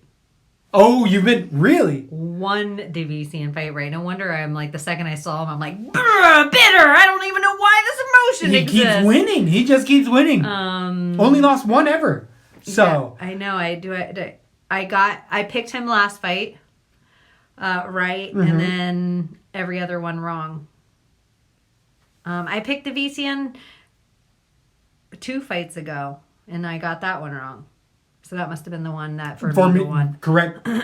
So either way, though, this big puncher probably has the biggest power at 145. Probably. It's been proven time and time again. Against Pantoja, he really weakened him multiple times. That chin was put on test dramatically, and so was freaking Tim Elliott. He did the freaking thriller there for a split second, out on his feet, came back 2 on the ground. So Davician just shows that he has tons of power, and we have seen Joey Benavidez finished by DJ, the best fighter of all time, but it is just a bit worrisome because DJ never really knocked out too many people. He really did his best work on the ground, submissions, and would knock him out. Not clean knock him out like Joey B was. Joey B was dead in there.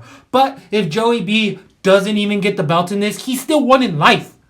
He still got that little Megan O'Leary that he's got taking care of him. Oh, leave me alone. So she has said that she can't watch the fights. She definitely just sits in the back and tries not to cry. I actually just had a thought when you said, when he got finished in there, I just had I was in her shoes for a minute, and it made me like everybody looking at me at that moment, so and then anxious. being backstage, like him getting knocked out and everybody being like, and me being like, oh, I don't know. Is he awake? Is he awake? Yeah, like, oh. Is he up? Exactly. So, super scary in there. So, with Benavidez, though, well-rounded everywhere. Used to be alpha male. Definitely trains with TJ at elevation. Bounces around. Has now done his own thing and kind of bounces around. So, he hasn't been an alpha male for a while. But those are his credentials. So, he's going to have an overhand right. Hell of a scrambler. Cardio for days. I mean, we are in the 80 to 90 percentile right with Joey Benavidez, and that's because he constantly wins nonstop. Other than that potential puncher's chance, which we just saw Wilder versus Fury, where you're like, oh, the better MMA fighter is Benavidez, but yeah, the one punch power is Figueiredo here, especially with that walking uppercut he does. Ugh. But he's so good and well-rounded, too. I agree. I feel like this is absolutely the right spot, that this should be for the belt. I feel like if it was on a pay-per-view, it'd be on a 3-belt pay-per-view, and it'd be the first one of 3. But it wouldn't be a headlining pay-per-view. You are right in that. But for a ESPN Plus, easily a main event. So there's my gripes with it. Give me Joseph Benavidez decision. I could even see myself putting this into a submission later into that 4th or 5th, but I like the decision right now. I just feel like he out game plans him, and once that cardio starts to fade in that 5th round that Benavidez has been to multiple times, I don't necessarily see Figueiredo lasting, but he's got to get out of those first couple rounds, and they're going to be hard. Well, the whole fight. I can see him the same way you're talking about going in for a takedown. Figueiredo is so strong. Snatches. Yes. Yeah. And the way that Joey B goes in for takedown specifically, this is a nerve-wracking fight for Joey B, and it's one of those weird MMA trifectas where this guy beats this guy, but this guy beats this guy, and that guy beats that guy. It's like, right. that's where it's like MMA math doesn't work. I would have liked it better just because I thought Formiga was on a mad tear, and I would have been really excited for him to get his shot at the belt, and it would have been awesome if that was back then. And probably the position of the card would have made me happier. It was probably like the second fight to the end. I just think there should be... Even that you could put a belt on it, and it's Joey B, legend, Davician, hot fire, even though he's not a real young guy, we're watching him get better and better and better in there. I even think his takedown defense has gotten so much better. I think he has the more power. He obviously doesn't have the cardio. He is a lot more active. He's been in there 3 times in the last 11 months, so this being his 4th time in under a year. That makes me kind of nervous for Joey B. I keep waiting for Joey B, like, the game to kind of pass him by. And in this division, I've always been worried about his age. Like, one day we're just going to really see that he is almost 36 years old. And Figueiredo's so fast. And he's just been up against the right wrestlers in between, even going to decision with Formiga. It's a nerve-wracking fight. The Pantoja, that is nowhere even on the...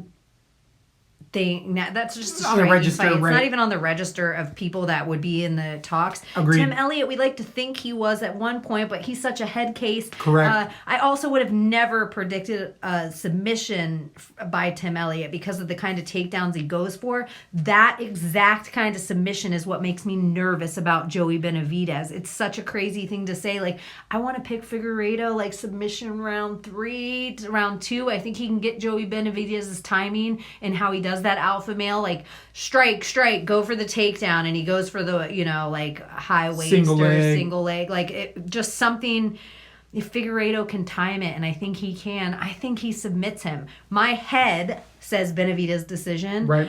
But something about all the tangibles in this, I think the better money is Figueiredo submission before round 4. Fuck, I hate that this is on my Fight Pick Championship. Agreed. I totally agree with that statement. I'm 1,000 on board with that. This is such a dirty Fight Pick card main event. I even see Benavidez submission, but that if Benavidez gets the submission, it's going to be end of round 4, round 5.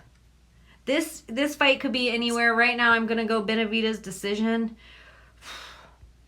I don't feel great about it. Agreed. I don't feel great about it as well. I'm going to be playing both sides of this. It is a 5-rounder. We could see a lot of scrambles, but I do think that Joey B is a slight favorite, so he'll probably be a little more expensive when it comes to DraftKings, whenever those lines ever come out. But I feel like the actual big shot play would be Figueiredo, because if he gets a finish, I see him be doing it quick, fast, and in a hurry, like round 1 type of stuff. Everything is a story, and I believe in, like, symmetry and symbolism and everything, like the ether and all this stuff winding together. Things would just not be right if Joey B didn't walk away with being a champion it already feels like he is and like he should have been for me. So yeah, Joey B's a champion. He's the champion of the 125, and he should have gotten a shot a while ago to prove it. The whole skill set's there. Check. I'd like to see him become champion and do something that nobody does. Retire as champion with the belt, other than GSP. I agree. Yeah, so I just think he has other stuff to go do, and he doesn't need to let his legacy get destroyed. I know what he needs to go do. Megan O'Leary. Get that girl pretty. Get pretty. So, yeah, I don't have anything else to say about that. I'm excited to break down UFC. What will it be? 250 or 249 or 248? Where are we? Plus 27, because it's the ESP Elliott. Oh, that's this week. The one after about Wednesday. Oh, talk about those other ones? Oh, son of a gun. Who cares? Adesanya Yoel will be back Wednesday. And as always, thanks for listening. Let me